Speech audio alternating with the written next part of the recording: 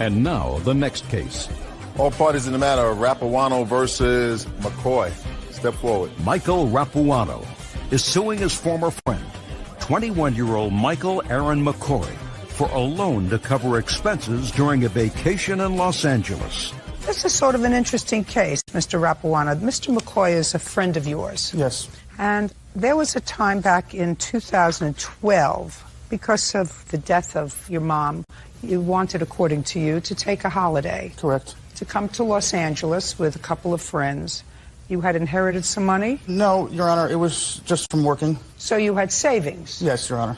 And you asked the defendant and another friend to accompany you on the trip? Yeah, there are actually 4 of us altogether. There were 3 other friends. Did you host the other friend as well? Yes. So the idea was you were going to pay for the airline and hotel and what kind of places you ate at in Los Angeles while you enjoyed the sights. Correct, Your Honor. Well, then it appeared that the defendant and a friend, accompanied by you and the other friend, went to a game show. Correct. Which program was that? It was Let's Make a Deal.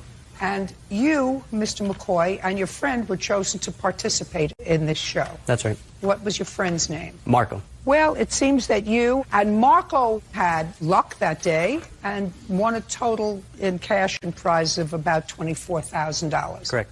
By the way, did you ever pay taxes on the $24,000?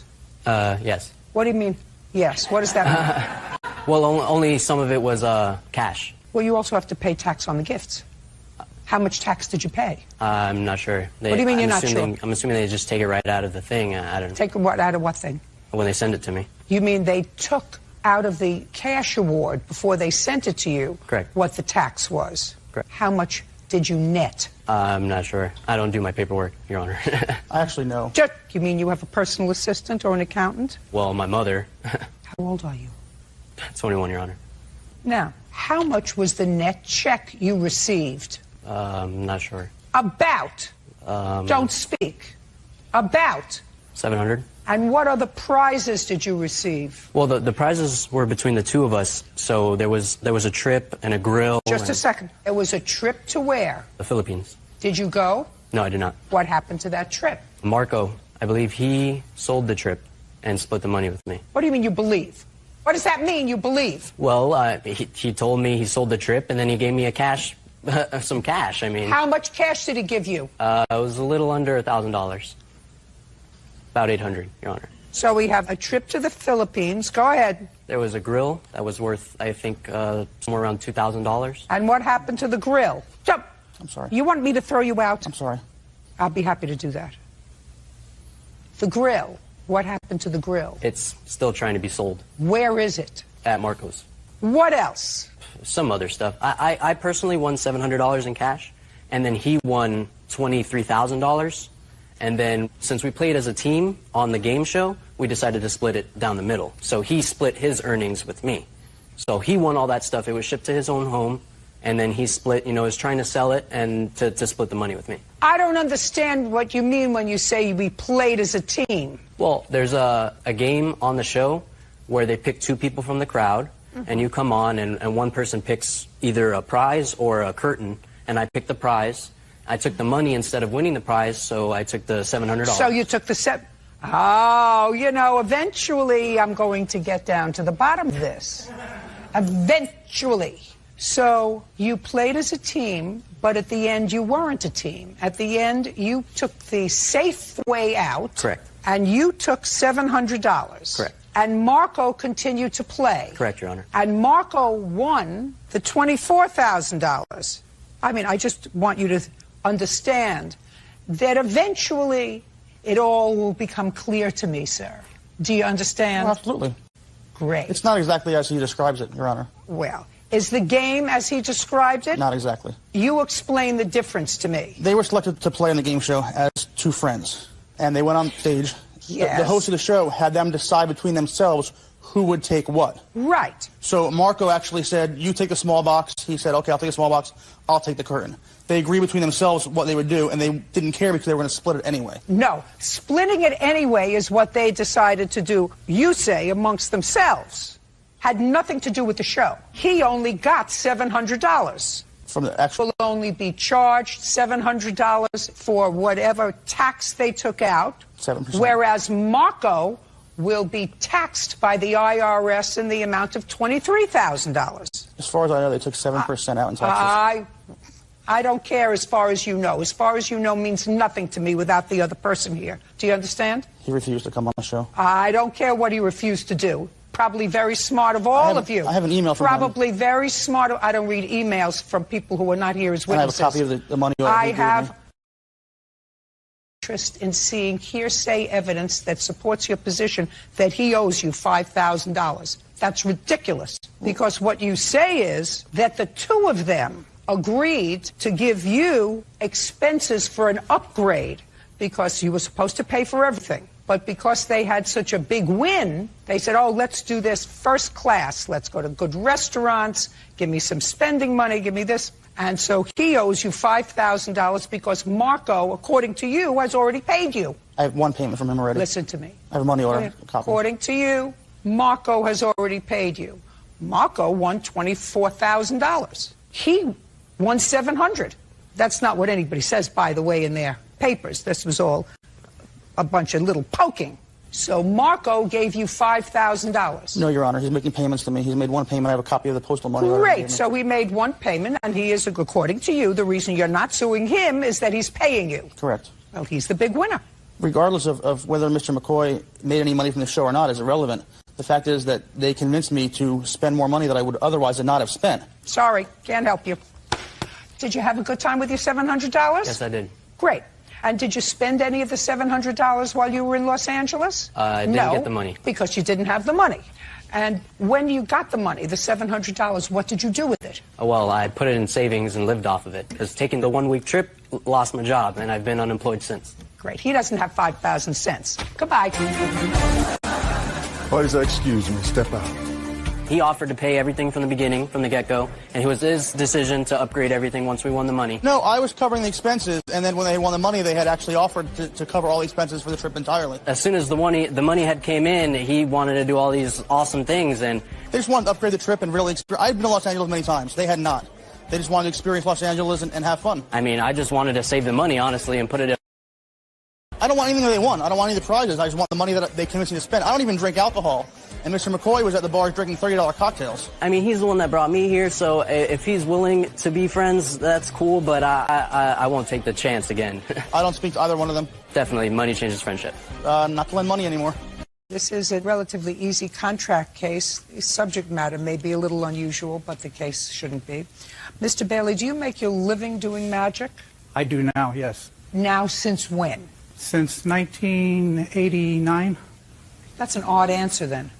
I mean, because that's a long time ago. When I said, do you do magic as a living? If you do it since 1989, that's a very long time. Do you do magic alone to make a living? Yes. And you've been doing that since 1989? Correct. You do that on your own, or you have a troupe, or is it just you? I started a nonprofit organization that helps me to put shows together, veteran shows, fundraisers for Native American causes, as well as for school assemblies. Are you registered with the government as a nonprofit organization? Yes, I have a 501c3. What's the name of the organization? Linking Rings Performing Arts. Did you draw a salary? No. How do you support yourself? From the shows that we get and the sponsors that we... Well, explain. So you're a 501c3 corporation. Correct. That you started in 1989 to put on shows for various groups of people. I do fundraisers for them. How do you make your money? I make my money based on if it's a production that I need to buy illusions for, I go to the foundations or sponsors, they give us money, and then I also get the money for my salary from the different foundations. Or what foundations? Like there was one that I want you to give me a very clear example, Mr. Bailey, of how since 1989 you support yourself from this 501c3 corporation. I want to understand it because I like to learn new things, but I'm, thick. So you're going to have to explain it to me like a child, like I'm not a lawyer. Do you understand? Yes, ma'am. What I do is I would go to a foundation or to a sponsor, corporate sponsor, tell them that I'd like to have you give us the money for us to do this production. Included in the production is also a fee, which is a reduced fee for myself. For you. So you go to, let's say, American Express, and say to American Express, I want to put on a magic production for the American Legion in San Francisco. That production is going to cost $50,000. Will you sponsor the production? Correct. And they give you $50,000, and from that $50,000, you draw a portion of that for your own income. Correct. For either performing the magic trick and or putting together the production. Correct. Okay. What percentage do you draw from the sponsor? It's either a percentage or a flat figure. It's a flat figure, and it's usually $500. How many of these do you do a year? I'm budgeted for 10, and then I make the rest of my income on it's not through the nonprofit at all. It's shows that I pick up along the way, whether it be birthday parties or... Okay. Well, now we're getting, you know. Eventually I get the story, Mr. Bailey. So you perform yourself at other functions, birthday party, an anniversary party, a bar mitzvah, an upscale funky wedding, and for that you are paid as an individual. Correct. I've used magicians at parties of my own very often, but if you're budgeted for 10 performances at $500, that a living does not make since 1989. Yes. What's the name of your individual company? Tamaka's Magical Tour, Magical Tales. Tamaka's Magical Tales. Yes, in the magic performance that I do, it has a theme of Native American storytelling. Now, you had a magic trick. Correct. That he wanted. That's correct. Mr. Bailey gave you some money. Yes. For this trick. Yes. Well, I think they don't call it a trick anymore. That has a negative connotation. They call it an illusion. An illusion, yes. As we get older, we know more and more about illusions. How long have you been in that business? Well, That's not a hard question. 5 years, 10 years, 15 years, 20 years. since I was 13, so yeah. So you've been 41 building years. things for a long time. Yes, And Mr. Bailey gave you some money to build this illusion that he had seen. correct. How much money did Mr. Bailey give you? Well, No, not a well. Okay. Look here, Okay. a well is not a number. How much money did he give you? it was $64.50 deposit. $64.50. Yeah, $64.50. Did you contract? There was no written contract because I had already had prototyped this specific illusion. Don't tell me because. Yeah. He gave you $64.50 for what? This particular illusion that he had seen advertised, and his contract was through a mediator, a retailer, that I was selling them through. So let me try, you people are all trying to confuse an old lady and double talk me. Mr. Bailey saw a trick. We're going to get down to basics now. Yes. Saw a trick in a retail establishment. He did a little research. He found out that you were the one who made the trick. They pointed him in my direction, yes, ma'am. I don't know what they did, but it seems stupid as for a retailer to say, listen, don't buy the trick from me. Go to the person who makes it for me and cut me out. Well, I drop ship everything for them, Your Honor. So what you're saying is he pays retail price. Correct. He personally gave you his check, or did it come through someone else? It was through his nonprofit foundation. Oh, I'm already not liking this. I'm already not liking this. So let's understand this. The check you got came from your 501c3 organization, and that money is money that you get from Amex to put on shows for organizations that would otherwise not be able to have those things. But the majority of your money is made from doing magic privately, Correct. not through this. So why would you use 501c3 money to pay for this magic trick? Because the magic tricks that I use, or effects that I use, I guess it's an illusion, are just to focus on the nonprofit the ones that I do for nonprofit, because by technically they own the baloney. That's baloney. According to you, if I believe everything that you said to me, you take a $500 fee, Mr. Bailey, and you're budgeted, I don't know what that means, for a maximum of 10 performances a year. That's $5,000. And you gave him, according to this, $6,450. So something is not making sense to me. Well, what I did, I have the check right here of the amount that we gave. It was under the understanding that I was going to the sponsor to pay for the balance. Why would you go to the sponsor to pay for anything? You're going to use it for private purposes. Why would you ask a foundation to pay for anything that you're going to do privately? That doesn't make sense. It's very smart. But no, what it is the show that we were doing was at the American Legion. What? You were going to do one show with this trick, is what you're telling me? No, it was going to be more than one show. Two shows. 5 shows. Correct. It was going to be put in the act, except for the acts that I was going to do on my own, because I have a separate set of illusions just for that. Matter of fact, I don't even have illusions. Mr. Bailey, I want to tell you something. I'm not buying what you're giving me, because it sounds like an illusion to me. Judge Judy continues in a moment. Magician Robert Bailey says illusion builder David Pavlov owes for the return of money he paid for an illusion. Mr. Bailey, I want you to pay careful attention to me. Yes, ma'am. The hairs on the back of my neck are standing up. That's never a good sign for you. You can either have me finish this case, or you can go back to small claims court and sue Mr. Pavlov, and I will dismiss your case without prejudice. Because I'm telling you right now, this case is going to take a lot longer, with a lot more paperwork than you got there in front of you. And quite frankly, you're not going to wind up with the answer that you want from me.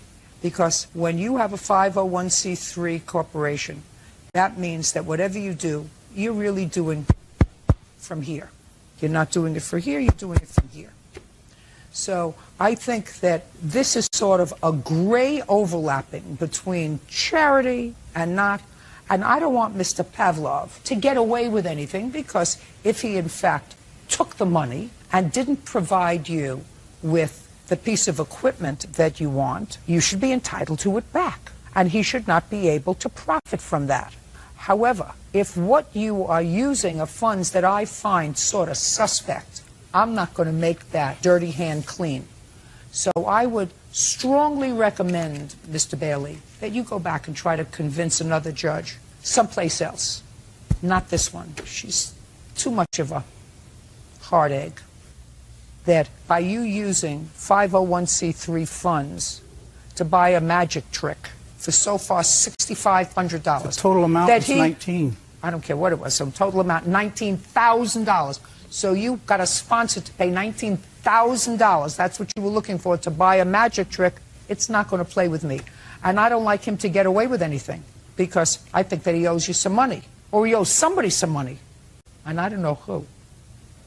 So I think you should go back. Try to square it away. You're not going to square it away with me. Go back someplace else. That's all. Thank you, Your Honor. All right, you're excused. You may step out. For 2 years, I've had the illusion.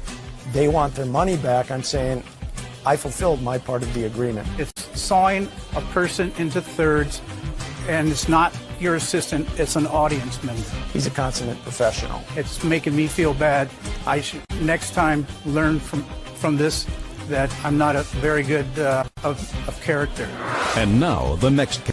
Sworn in, you may be seated. Have a seat, please. Miss Holland, I assume this is your boyfriend, Chance. Is that correct? Yes, ma'am. And the two of you together have a child, or is that child just your child? She's just mine.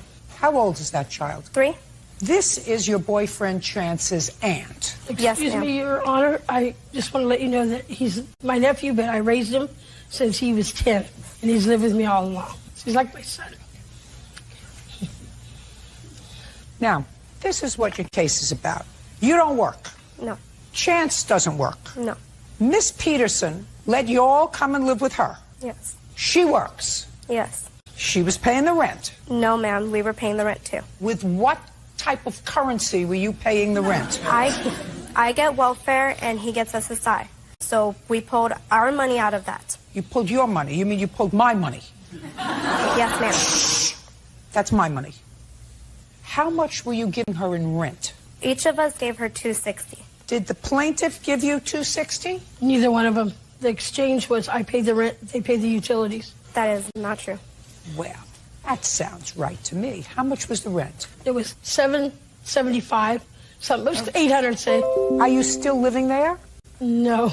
When did you leave? I left. We moved in. I think it was the 1st of November. 1st of November of 2012. Yes. And his Uncle Dave delivers furniture. And he left with him one weekend to go help him do that. What? I'm not following you. Okay.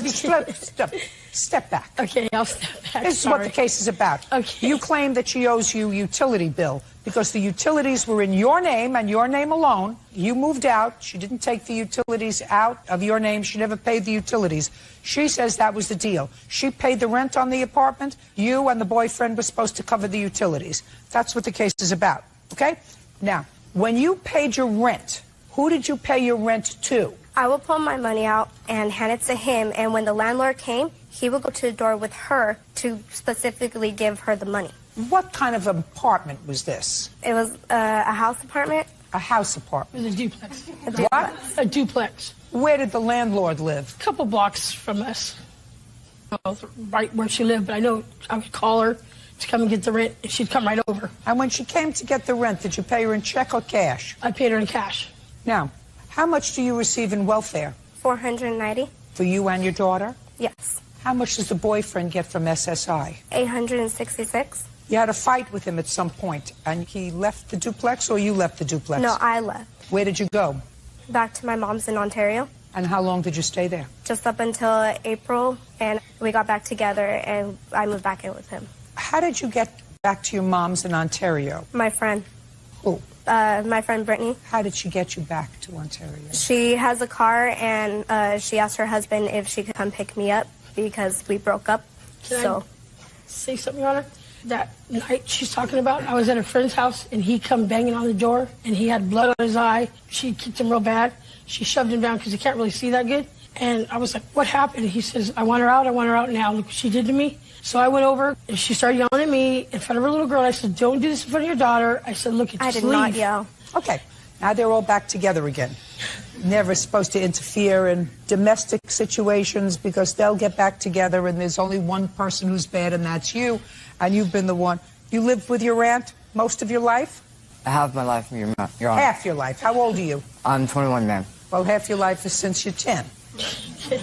Right? Yes, ma'am. Great. Okay. Tell me about putting the utilities in your name. Well, when I first moved in with them in August. Just tell me about it.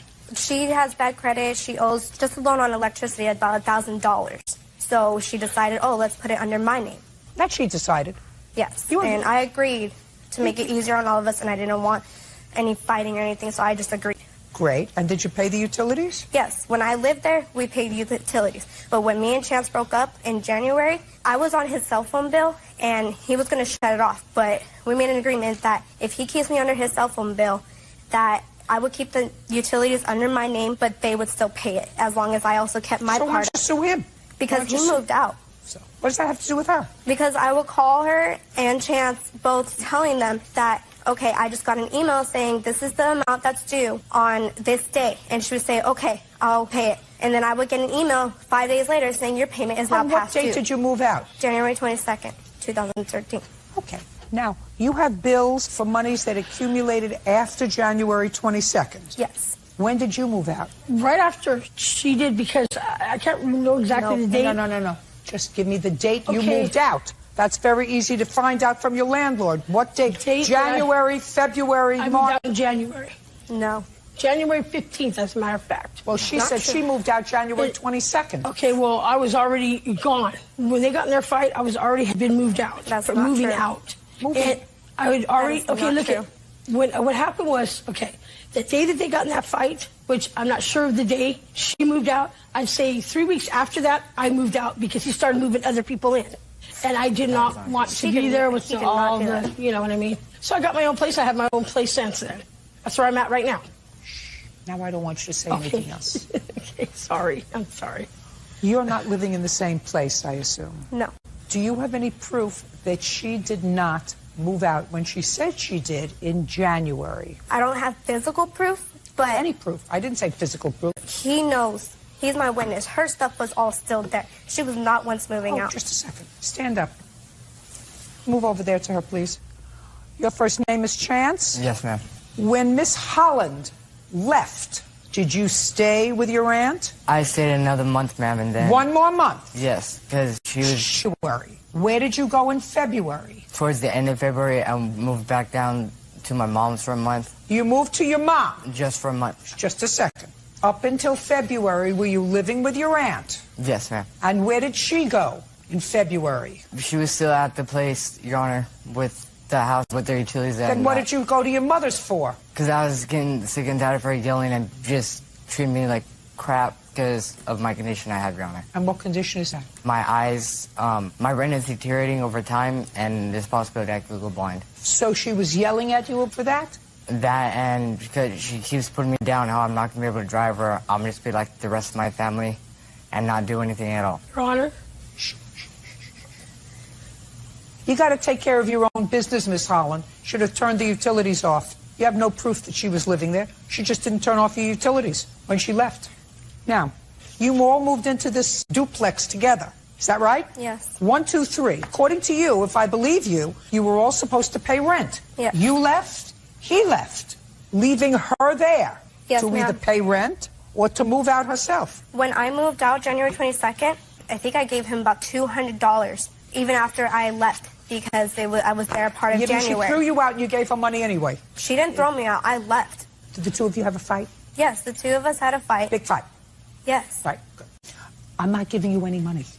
Take care of your own business. If the utilities are in your name and you leave, shut them off. And if you have an agreement with Chance that he'll leave your cell phone on, if you leave the utilities on, sue Chance. She left about the same time that you all did, but you all moved in together. No, He can't she leave didn't. to go to his mom. You can't leave to go to your mom, leaving somebody else responsible for all the bills. Now, why don't you work? Because I'm in school, and I'm looking for a job. But it's hard having a daughter, What too. school did you go to when you were living with the defendant? San Joaquin Valley College. And what school do you go to now? The same one, just different And when campuses. you moved out and moved back with your who? My mom. How far is that away from your school? It's the 25-minute drive. How do you get there? My mom. But I have my license now. Goodbye. Why is our excuse? May step out. Hopefully one day he'll realize, you know what I mean? You know, I've been there for you. We're together now. We're fine. The problem is her. And now she'll be there fine for another year, who knows, until they get in another fight. She's always drunk. She's never sober. Okay, maybe I forgot I've been drunk. He even threatened my daughter one time when I was out of the house. No, it's not true. And I love kids, and the threat with the little kid, I don't know what that was about. Obviously, it's her because even he left. He was gonna knock on my door tomorrow. You can come in. But not Be seated. Have a seat, please. Miss Lincoln, this is your son, and it is your claim that while you were quite ill, he took some money out of your account and he damaged your car. Yes, ma'am. Your son says that when you went into the hospital, you gave him your debit card or whatever card it was. What did she give you? She gave me the car keys, the 2 debit cards, and Debit cards? Yes, and the PIN number for them. When did you give him the debit cards? I didn't give them to him. When I went to the hospital, I was comatose. When did you give him your PIN number? Because you couldn't take anything out of your listen. Yes, ma'am. Couldn't take anything out of your accounts without the PIN number. So when did you give him the PIN number? I gave him the PIN number. He's had them for years. And what would he do with them? Well, when I was in the hospital, he would steal money out of my account. No, before, years ago. Oh, Years ago, when he'd you run gave him around your the PIN corner number. to the store, get milk, bread, essentials. When I was honestly too lazy to get up and do it myself. Okay, so you were in the hospital, he had your debit cards, and he was living with you in the house before you were taken to the hospital, I assume. Is that Yes. right? Mr. Webb, before your mother went into the hospital, what kind of work were you doing? I was working for the state. Doing what? IHSS. I was actually getting paid to take care of her. all different things. No. The state was paying you to take care of your mother. Yes. How much? $200 a month? Did you have to fill out paperwork for that? Yes, ma'am. Who helped you fill out the paperwork? My mother did. Okay. What kind of settlement check went into your bank? It was a settlement for a drug company for damages I incurred from taking their medication. How much was the settlement? $6,000. Well, approximately $6,000. $6,000. On what date did you get the $6,000? I don't know the exact date. It was in December of 2012. Show me. I don't have that here. I only have the bank statements for the time that I was hospitalized. So what are all those papers that you brought? These are bank statements for the time that I was hospitalized, face sheets from the hospital showing the dates that I was there and the diagnoses. I want to see when money went into your account. Oh, the money, it shows deposits every month. From what? My disability, child support. Disability, child support from whom? I used to work for the state also, but for the Franchise Tax Board, and I became disabled about 12 years ago. What child support? The back child support his father still owes me. He's about $22,000 in the I'm arrears. 21, ma'am. So his father is support for him. He's getting money from the state for taking care of you. I'm just trying to figure this all out. What other money do you get? I get a disability. How much? Back then it was $1,066, I believe, and now it's $1,187 a month. And what was happening with that money? Because your complaint alleges that I saw that my bank accounts, which should have had $2,525 settlement check in it, was down to $40. What I want to see is the $2,525 settlement check when it went into the bank. That's what I want to see. And that wasn't in 2012, madam. You say it was October of 2013. Right, that's what I'm looking for. There were checks that were placed in. Don't speak. Just show me what you wrote in your complaint. Okay. While your mother's looking for that, Mr. Webb, you're 21 years old. Where do you reside now, and with whom? I live with my Uncle Mark. It's about 10 miles from where my mother lives. When did you move in with your Uncle Mark, and what's his last name? His last name is McCarley. I moved in with him about January of 2013. You moved in with him while your mother was in the hospital? Yes, I had some issues with my grandmother, so I had to leave. What do you mean you had issues with your grandmother? Was your grandmother also living with your mother? Yes. And when you left, how did you get to your uncle's house? I walked, ma'am. Where was your mother's car? It was with this gentleman right here. Okay. That's in January of 2013. Yes, ma'am. You went home in October of 2013. I went home September. According to your complaint, my doctor said I could finally go home in October 2013. Well, I think that was a typo. It was actually September. It's not typo. Typo is not a different month. I'm talking about in the statement. I have all of the admission and discharge summaries. On what date were you discharged? I was discharged from AVHC on 9/15. And who did you go home with? My mother. Well, actually, he picked me up, Yeah, and then I picked her up. I went home, and my mother was there. In her car. Don't speak. All of these withdrawals were made after you went home. Okay, and that's what you're showing me. All of these withdrawals. Those are, but these aren't. I don't care whether these aren't. You said this is what I'm suing for. No.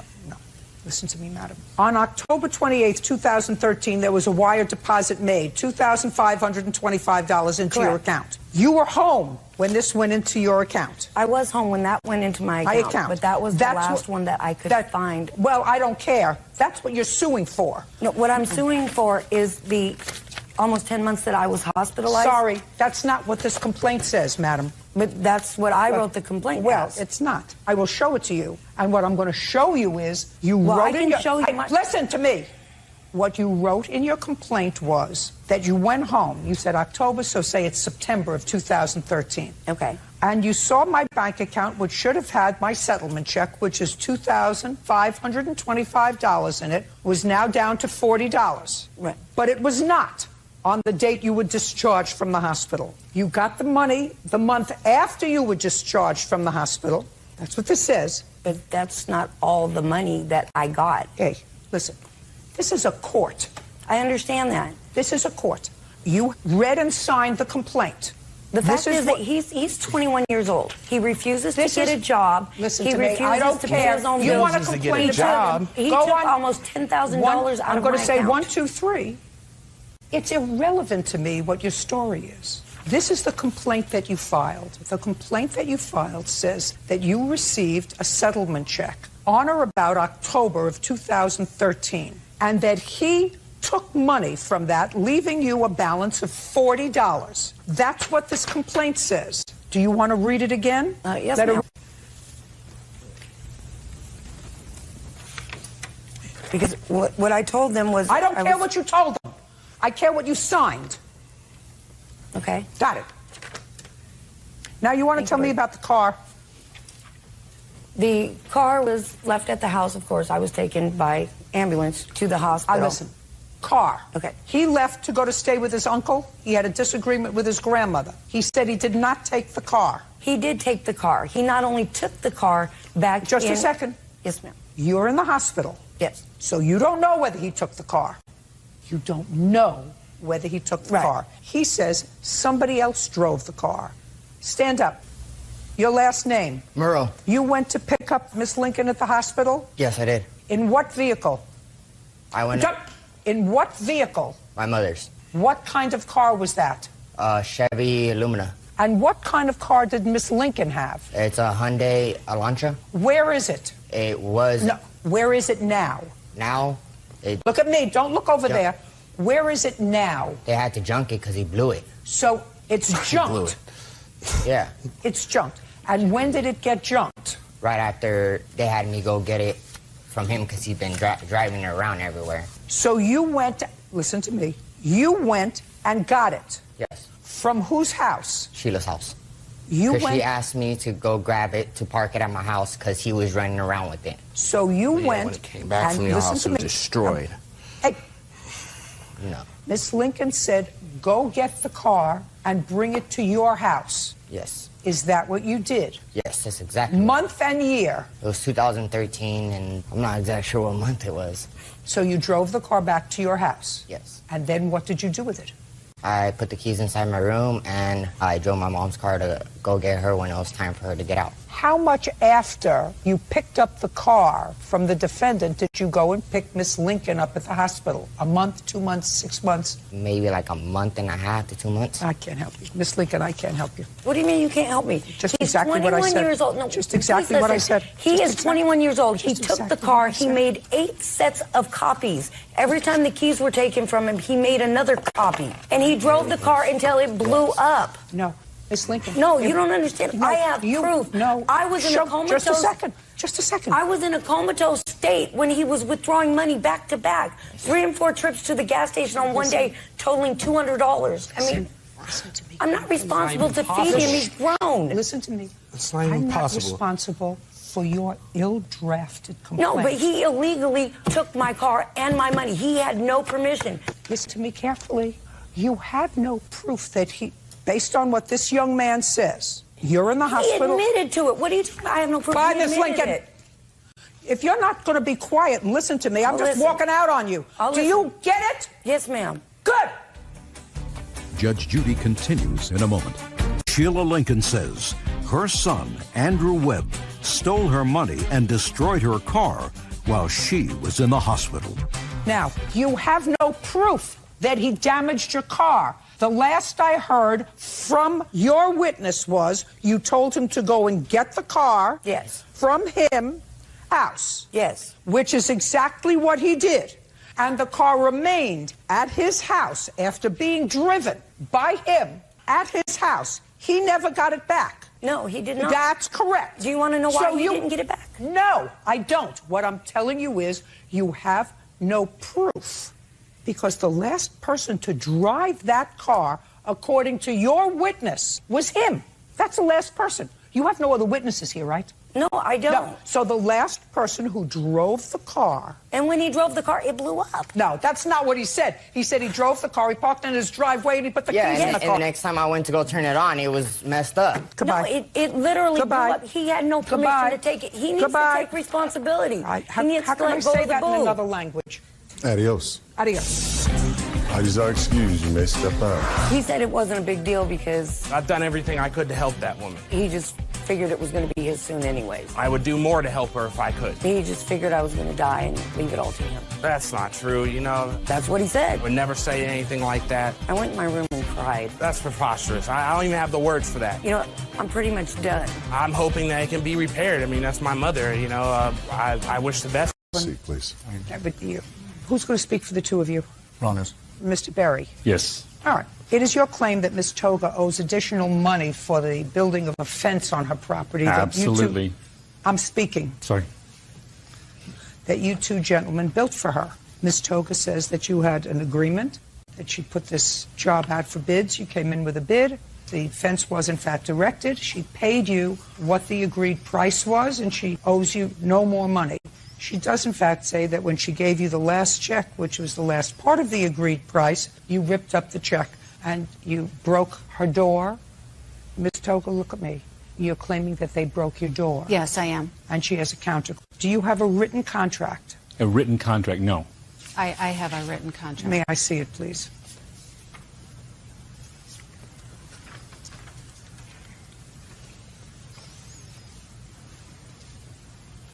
Well, this is from Jeff Irwin. Yes, ma'am.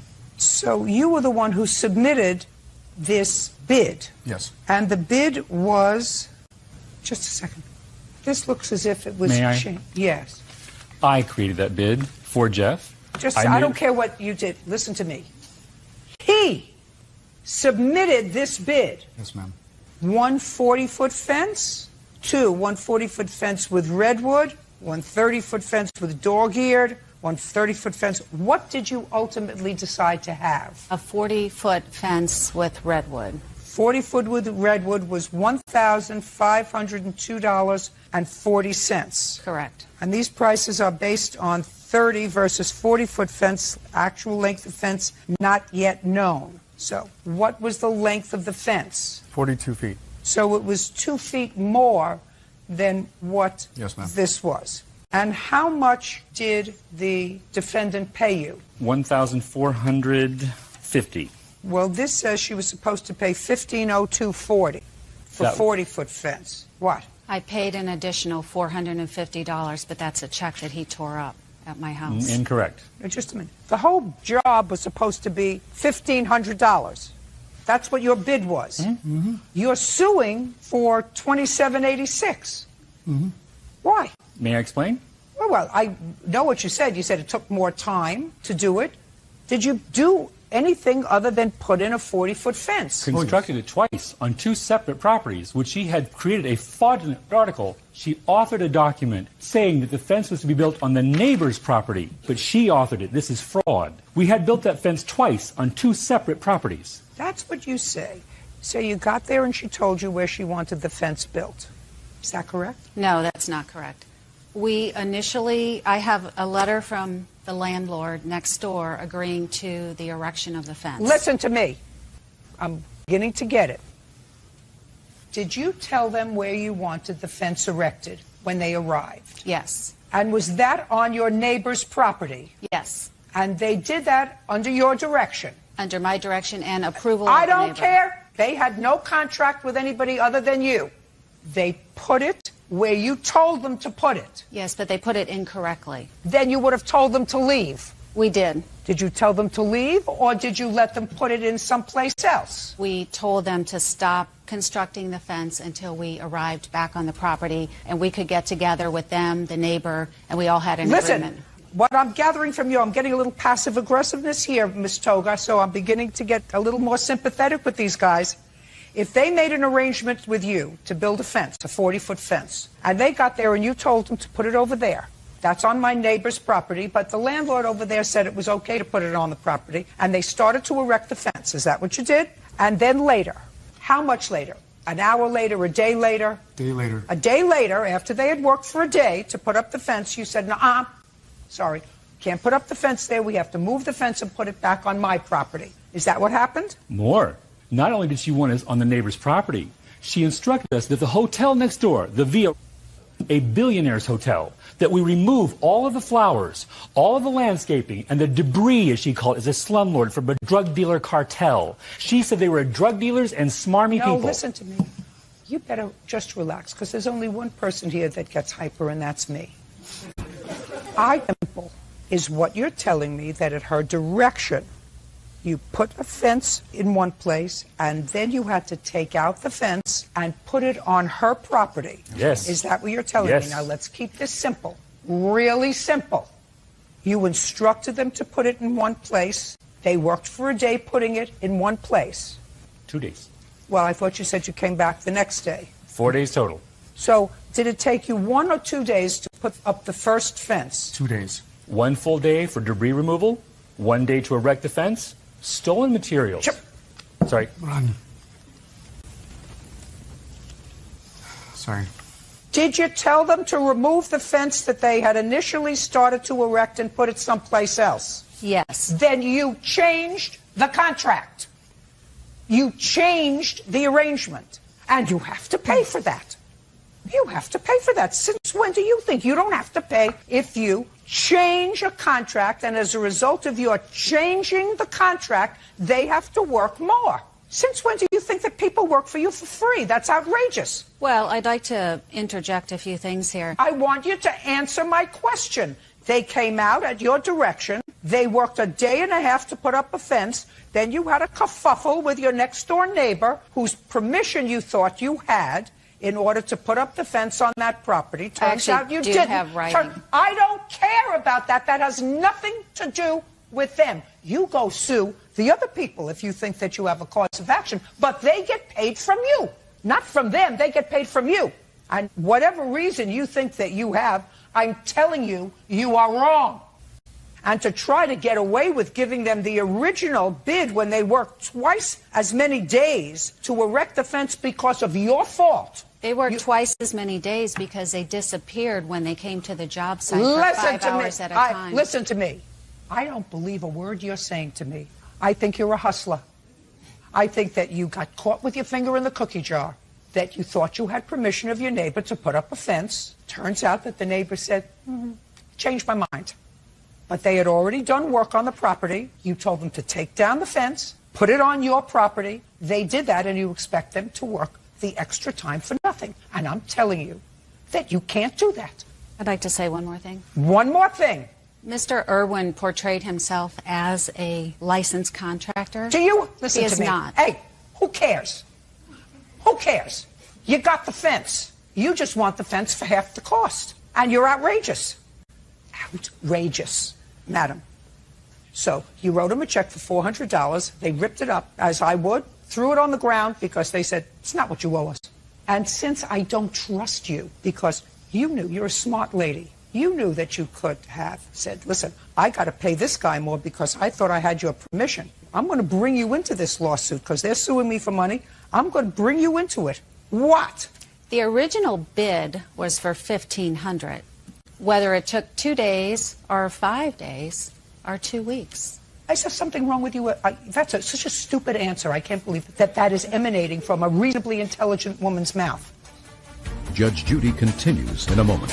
And later today, Jeffrey Irwin and Ron Berry claim Debbie Toga owes for a fence they built on her property. Debbie is countersuing, claiming the plaintiffs broke her front door. You had them do twice the work. It was like building 2 fences. It's like building 2 40-foot fences, putting in 2 40-foot fences. And you say, well, this was their bid, and therefore if they put up 40 feet of fence or 80 feet of fence or 120 feet of fence, and if they work there 1 day or 4 days or 6 days to do it, that's not my problem. And because I think that you are so disingenuous, I'm dismissing your counterclaim. Fix the glass on your door yourself. Judge for the plaintiff in the amount of $2,700. That's all. Parties are excused. You may step out. It doesn't say anything about a contractor's license on my website. Well, they portray themselves as a contractor. And I tell them when I get there, I am not licensed. They disappeared for hours at a time. They would go off to Home Depot and This woman is a liar, a manipulator, and a fraud. need more products or go to lunch, and they would come back 4 to 5 hours later. She's a profound sociopath. But quite honestly, I'm glad to have these people out of my life. And I really love the judge knew she was a liar and a smarmster from Square. And now, the next case. All parties in the matter of Ruggiero versus Deloria, step forward. Crystal Ruggiero is suing her ex-fiancé, 24-year-old Christopher Deloria, for a loan to buy a car due to an assault. All right, we have one of these laundry list of cases that I so despise, but every once in a while I have to deal with them. Miss Ruggiero, this is your former boyfriend. You say he owes you a lot of money for a lot of things. He owes you money for a car that you bought for him 2 years ago that nobody has anymore. Is that right? That is right. That he owes you for an assault that happened 6 months ago. That when the two of you separated, he took a PlayStation. PlayStations were for children. A lot of adults on them. PlayStation, and what else did you say he took from you? And a TV. He says the car was a gift. You really used that term inartfully. That's really not what you thought. And that the TV and PlayStation belonged to you, and there was never an assault. Right? Correct. Okay, so let's start with the car. We've got the idea that there was a time when the two of you really liked each other, you lived together, you were an item, there was only one car. You laid out the money and purchased a car that was in your name. Let's call that Car A. Car A is the money that you allege that you loaned to him for a car, but when it was purchased, it was put in your name. Subsequently, the two of you moved, and that car, Car A, was sold, and Car B was purchased. You were still a couple then, correct? Yes. And Car B was put in your name. Correct. Did you invest any money in Car B? Yes. How much money did you invest in Car B? $400 towards the down payment, and then I've been making payments of $250 since November. Right. So your car isn't here anymore. Car A is no longer here anymore. Correct. However, it was used as a trade-in and put That's correct. down. He's not paying you back for it. You were a couple. Judges don't untangle, live in almost married, because we have better things to do. You wanted him to repay that loan. You should have come much faster to court, not when it was all broken up and all unraveled. So I don't care about Car A and B. He used it as a down payment. He's been paying it off. Car B. Car A is somewhere in Carfax heaven. Now, let's get to the assault that happened 6 months ago. What brings you to court now? Well, I am asking for the money incurred for the medical bills and for the pain and suffering. Okay. You want to tell me when this assault happened? The assault happened on October 26, 2013. On October 26th, I told him that I was breaking up with him and that I would rather be single than live with how he was treating me, and that the reason I was breaking up with him was because of the assault. Okay. Tell me about the assault. That day, it was October 26th. We were arguing all day. It was very heated. It was about the car. It was about payments. It was about money. It was about laundry, just things that had been built up. That day, he pushed me and shoved me and punched me in the chest and shoved me onto the bed. I kicked him and I left out to the garage. Kicked him where?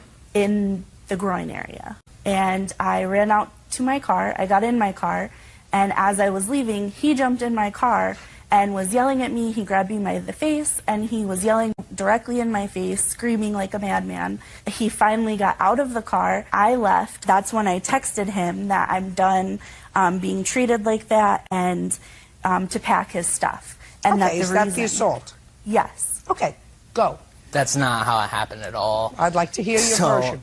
We did get into an argument that morning, and it was over stupid stuff like laundry and things like that. I had gone to my parents' house to help them with some things. I was late getting back to the apartment. We were going to a party for her friend. She gave me all kinds of attitude that I was late and we were going to miss the surprise for the birthday party. Car together, we were leaving. She was still giving me a hard time about being late for helping my parents out. I did yell at her. She pulled over, turned around, dropped me off. I went back into the house, and then she did later on send me a text message saying that we were done to pack my stuff and get out. So she stopped, dropped you off. I'd like to see a police report. I didn't file a police report, Your Honor. Did he injure you? He did rupture my eardrum. I did not go to urgent care until January 2nd, which I have urgent care. Not interested in your, from October 26th to January 2nd, that he ruptured your eardrum from screaming at you. Now, PlayStation. The PlayStation, the TV, I have receipts of purchase. I purchased those items. Just a second. When were they purchased? The TV was purchased on 7/12. Were you living together in July? Yes, we were living together in my house that I purchased. That's okay. So the TV was purchased by you, 7/12. Just for my own information, did you have any joint bank account, or did you each have your own bank account? No joint bank accounts. We each had a separate one. Did you each have your own credit cards? Yes. Is that correct? Yes. Got it. And what about the PlayStation? The PlayStation, the Nintendo DS, and the PlayStation Elite were all purchased by me on 7/9, Your Honor. So around the same time. Mm-hmm. Were they gifts to you? They were replacements. Our house was burglarized. Those were all things that I had before we got. Just a second. Was your house burglarized? Yes, it was. Okay. And were those things taken from the house during the course of the burglary? Yes. Did you have insurance? Yes, I did. Did insurance send you a check? Yes, there was a $1,000 deductible. I don't care. So the two things that were taken during the course of the burglary, among other things, I assume, were the TV and PlayStation. Is that correct? That is correct. Are we done here? We have money loaned for a vehicle, gone. Value of property plus money owed for medical bills, gone. And then we have the PlayStation and the TV, which I also tell you are gone. Goodbye. Your case is dismissed. Thank you. Thank you very much. Excuse me, step out. He definitely owes that money, whether or not there was an agreement. I'm very happy with how it turned out. I mean, she definitely agreed with me that this was all just very frivolous. I really don't care anything about them. I would just want my money back. After we had split up, we were going to try to remain friends. As soon as she found out I had a new girlfriend, that's when everything just went into a tailspin. There's no truth to that whatsoever. I'm the one that broke up with him. I left him. She loves drama. Always did, probably always will. I'm not going to loan any more money. I wish her the best in her new life. I'm just glad it's not in my life. Be seated. How old are you, Mr. Waite? I'm 20. And you? 19. And you? 19. What do you do to keep yourself occupied? I work at a company called... Doing what? And I'm in the finance department. I'm considered finance support. And what do you do? I just graduated dental assisting school, and I'm now a dental assistant. Do you work? Yes. For whom? Oh, it's an externship. Do you get paid? Not yet, but once I finish Just a extern. second. So you don't get paid? No. Right from high school to dental assistant school? No. I went to Yuba College for a second, and then I moved to LA. For a second? For a little bit. Who supports you? I got financial aid. Who got financial aid? I did. How much? $2,500. And did you use that for the couple of seconds that you stayed in school? Yes. Did you pay back the $2,500? No, it went towards school and books. But you didn't stay in school? No, I did not. I finished that one semester and then I left. That's not a second. You finished the semester? Yes. And you, Mr. Ramirez? I work at Round Table Pizza and I'm a delivery driver. All right. So the three of you idiots knew each other from high school. That a fair statement? Yeah. And you all decided that it would be really neat to get a one-bedroom apartment together. And at the time, were you a couple? Yes. No. That's what I gathered from reading these papers. You rented this one-bedroom apartment, and all three of you were on the lease. You had the bedroom. Yes. And the two of you were on the couch in the living room. On a bed. Or a bed, whatever it was. You had a bed, or you were in the living room. That's one bathroom, and the bathroom is attached to the bedroom. According to you, Miss Umbra, within a couple of weeks of being there, you found out that Mr. Waite was trying to hook up your boyfriend with other girls. Yes. And you got angry and moved out. Mm-hmm. And that was in what month and year? August. August of 2013. And you had a one-year lease. Yes. And she moved out right away, leaving the two of you there. Yes, Your Honor. Yes. And then sometime later, you moved out. Yes, Your Honor.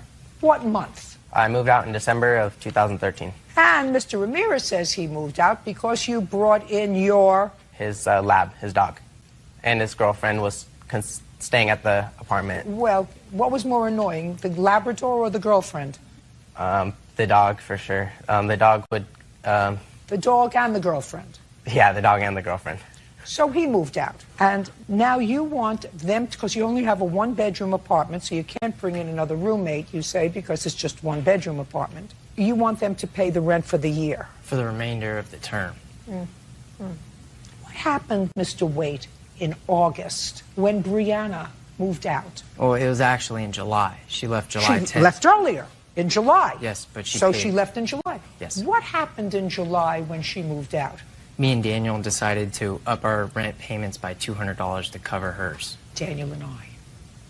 Yes. So you and Daniel decided to live in the apartment alone. Yes, Your Honor. So what does she have to do with that decision? Uh, You and Mr. Ramirez decided that you would live there together, alone. Yes, Your Honor. You stayed in the bedroom, Yes. and you had the living room. Yes, Your Honor. When did your girlfriend start to come over? She was only there on the weekends, on Friday. Okay. Maybe she'd come She- over every now and then. She did not live there. When did she start to come over now and then on the weekends? Well, we started back in June. She would, I have an apartment, I invited her over. I was paying the rent, so why does it matter if she's there? She's not on the lease. She's not on the lease. No. How many days a week, Mr. Ramirez, Because right now, Brianna, you're out of it. He has no case against you. These two guys decided that once you left, they weren't going to look for somebody else. They weren't going to look for another guy. The two of them wanted to stay together. Your Honor. What? Actually, when Bree moved out, I actually posted an ad on Craigslist to see if somebody would want to move in. Great. That's wonderful. Case is dismissed against you. You can sit down. Now it's just you. So now we're going to get to him, because he's the only one I'm interested in. He moved out in December 8th. 2013. Tell me the discussion that you had with Mr. Waite before you moved out. Before I moved out, probably about a month and a half, I was thinking about moving away because his girlfriend was coming over all the time. He recently, sometime in November, he got a lab. He would close and lock the door to his bedroom where the bathroom was, so it's kind of hard to go in and out of the room when the door was closed or locked. When I moved in, I thought it was going to be an open house, like open door type of policy, since there was only one bedroom and one bathroom, and I was staying in the living room. And then sometime in November, he also brought in a couch. So when he brought in the couch, it was right next to my bed, kind of making it feel like it was a living room instead of my own bedroom. Did you tell that to him? No. Why not? Well, like when the couch was right next to my bed, it was just taking up space. I didn't. No, I mean, did you tell him what your concerns were, Mr. Ramirez? About the dog, yes. What about the girlfriend? Just a little, no, not. Well, what did he say to you when you told him that you were thinking about moving out? I told him. No, look at me. All right. You said, I'm thinking about moving out. I said, I'm thinking about moving out, and he said, yes, I totally understand where you're coming from. You don't really know anybody. You moved here with Bree, that's why you kind of moved. And when I had nobody left besides Jesse, he said he kind of understood. And I told him that I would keep paying rent, and he said, no, if you're not staying here, if you're not living here, then I'm not going to make you pay rent. And so I said, yeah, okay, that's fine. So in December, I paid the rest all the way through December when I left December 7th. So you paid December's rent? Yeah, $600 all the way through December. Okay. Now, when did you hear from Mr. Waite again? I actually didn't hear from Mr. Waite. Brianna, right, my co-defendant, she sent me a text saying, oh, did you get the email from Jesse? And I didn't. What email? An email saying he wants to figure everything out with us leaving the term early. Oh, well, she's not involved in it. In what month did you receive that? February. Okay, did you call Mr. Waite? I mean, he's your friend. No, I didn't call Mr. Waite. Why not? I don't know. I don't know either. Whole thing sounds really when he said funny that, when to he me. said I could leave the lease, and if I wasn't living there, I wouldn't have to pay, I thought that was kind of the end of it. Okay. Do you remember that conversation, Mr. Waite? No, I don't. I never said that he could leave. Uncross your hands. Oh, sorry. Well, what did you say to him when he said he was thinking of leaving? I did say I understood because he did. What do you mean you say I understood? He What did understood you where understand? he was coming from. What did you understand? He didn't know anybody, and it was hard, and I could see he was depressed. So I said, you know what, I'm not going to make you stay here. You know, you could go home and see your family, but you guys are killing me on the rent. Not guys. She's out of it. She's gone for a long time. Okay. So you said, I understand. And? Yes. And I ended up filing in February against them. Why? Because it's a $1,440 payment a month, and it's hard to pay by myself. You're absolutely right. Where's your girlfriend? My girlfriend, I asked... is what? Is not an answer, Mr. Waite. Is a girlfriend. Okay. And, you know, where does she work? She works at a daycare, and she lives at home. She works at a daycare where? In Foothill Ranch. And how far is that from where you live? I live in Irvine, California, so about 15 minutes. And does she work full-time? No. She goes to school part-time. What school? Santiago Canyon Community. Okay. Now, you have an apartment manager? Yes. What's the apartment manager's name? Nick. If I were to call Nick and ask him about your girlfriend whose name is? Desiree. How often would he say that he sees Desiree? Not often. Not often. I don't believe that, Mr. Waite. Judge Judy continues in a moment. C. Waite says ex-roommates Brianna Zumbrum and Daniel Ramirez broke their apartment lease. The defendants are countersuing for the return of property, property damage, and the return of their pet deposit. Now, you left and paid through December. Yes, I did. Is that correct? Yes, Your Honor. And when does your lease terminate? August 2014. With regard to you, Mr. Ramirez, there are 8 months from the time that you left the apartment Yes. to the termination of the lease. Yes, Your Honor. I'm going to hold you responsible for 4 of those months for your share of the rent. And the rest of the lease you're going to cover, sir, unless you can find a roommate. Do you understand?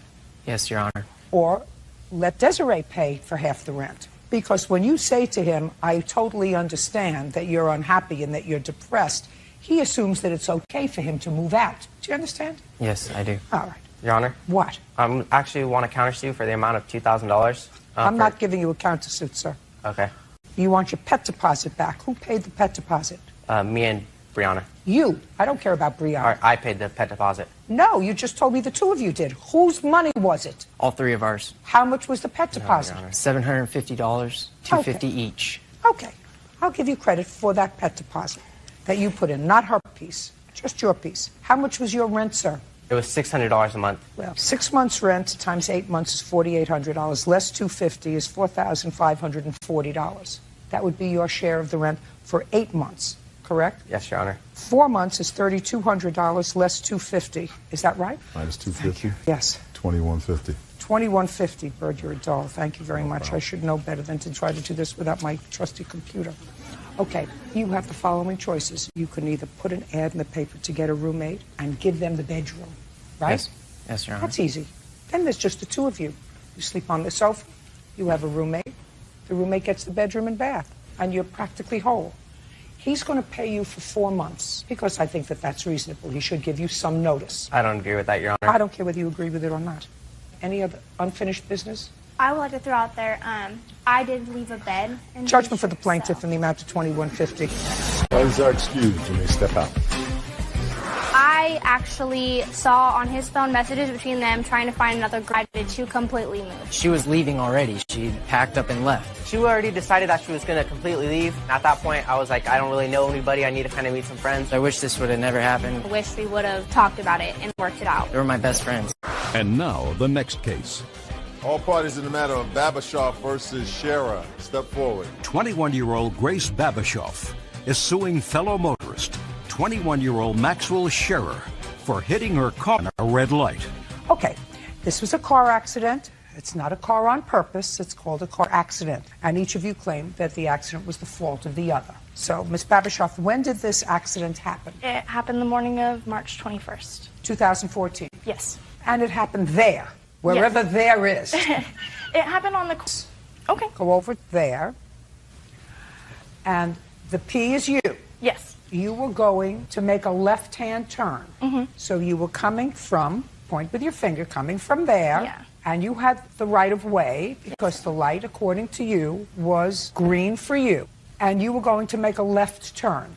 And point where the defendant was coming from. He was coming from this way. Now, if you had a green light, that meant he had a red light. Exactly. And as you were coming through the intersection, there was an impact. That's your story. Yes. And you were okay, he was okay. Bumper got damaged, you had no insurance. Yes. Right? Yes. Driving around without insurance. Okay. Now you can step back.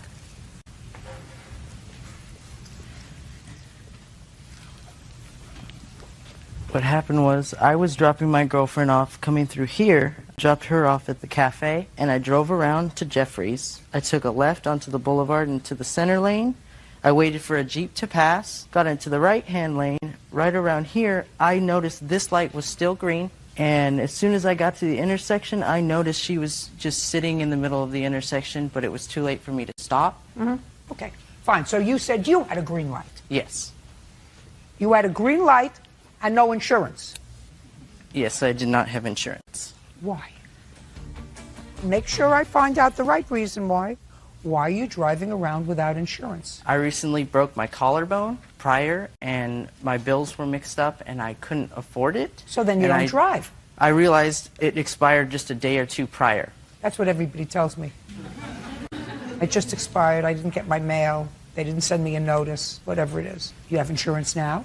No, but I'm not driving my car right I now. don't believe that for a second. It's not running at all. It's just sitting in my driveway. I don't believe that at all. Now, other than the two of you, are there any other witnesses to this car accident? Passengers in the car? Where were you? Oh, was it the gas station right there? I was at the cafe at the bottom left corner. Great. Now, you were at the gas station. Do you know the plaintiff? Had you ever seen her before? Never. Great. Could you stand up, please? Tell me your name. My name's Jason May. You were there on the 21st of March? Yes, every What were you morning. doing? Every morning I go there and I get gas and coffee. Okay. Show me exactly where you were in the gas station, Mr. Mason. Well, there's a big window right here on the side, and I was talking to the clerk, and we happened to look right out of the window, and I seen a gentleman here smash into the side of her car. No screeching, no trying to stop. Could you tell who had a green light and who had a red light? Yeah, she had the right of way. How do you know that? I could see the light from the window here. Mm-hmm. And also, there was another car stopped right here. So there was a car stopped at the light. Yeah, and he went right past it, smashed the car. Me and Russell came out to make sure that he pulled over, and he pulled over, so then I went to work. Well, how did she get your name? She came to the shop that I work at. Which shop? It's Conklin Hot Rods, our body shop. How did she know that you worked there? She didn't. She didn't know Happened that. to be a I didn't talk to her coincidence. at the accident. Okay. Stand over there. What's your boss's name? Jim Conklin. That would be you? Yes. How do you know the plaintiff? They showed up at my shop for an estimate. How else do you know the plaintiff? She Stand up. She works with my girlfriend. That's right. Small town. I understand it's a small town. It's also a small world. I hadn't met her before the accident. I met her when they were at my shop waiting for me to open. Now, when you had this accident, how did you get to his shop? There's only 2 auto shops in Big Bear. His was the closest to the accident, so I drove over there. Well, that's reasonable. That's a reasonable explanation. And you didn't find out the relationship until later? Yes. And coincidentally, you not only worked there, but witnessed the accident? Yes. Great. Yep. You can sit down. Tell me your last name. Gonzalez? Did you know the defendant from before? Oh, no, I've never met her. He's the defendant. Oh, sorry. Yeah, I know him. We live together. This is my boyfriend. Oh, well, show me where you were. I work at the Grizzly Manor Cafe, which is right here. Maxwell, 5 days out of the week, drives me to work. He dropped you off at work, and then he came around. How could you see what was going on down the street? He dropped me off in the front. I walk inside. I left something in the car that I needed to get from him before he left. So I went out to try to get a hold of him, and if the light was, I really recognize it being green. Let me explain something to you. I don't believe a word you're saying. Sit down. Not a word. Okay.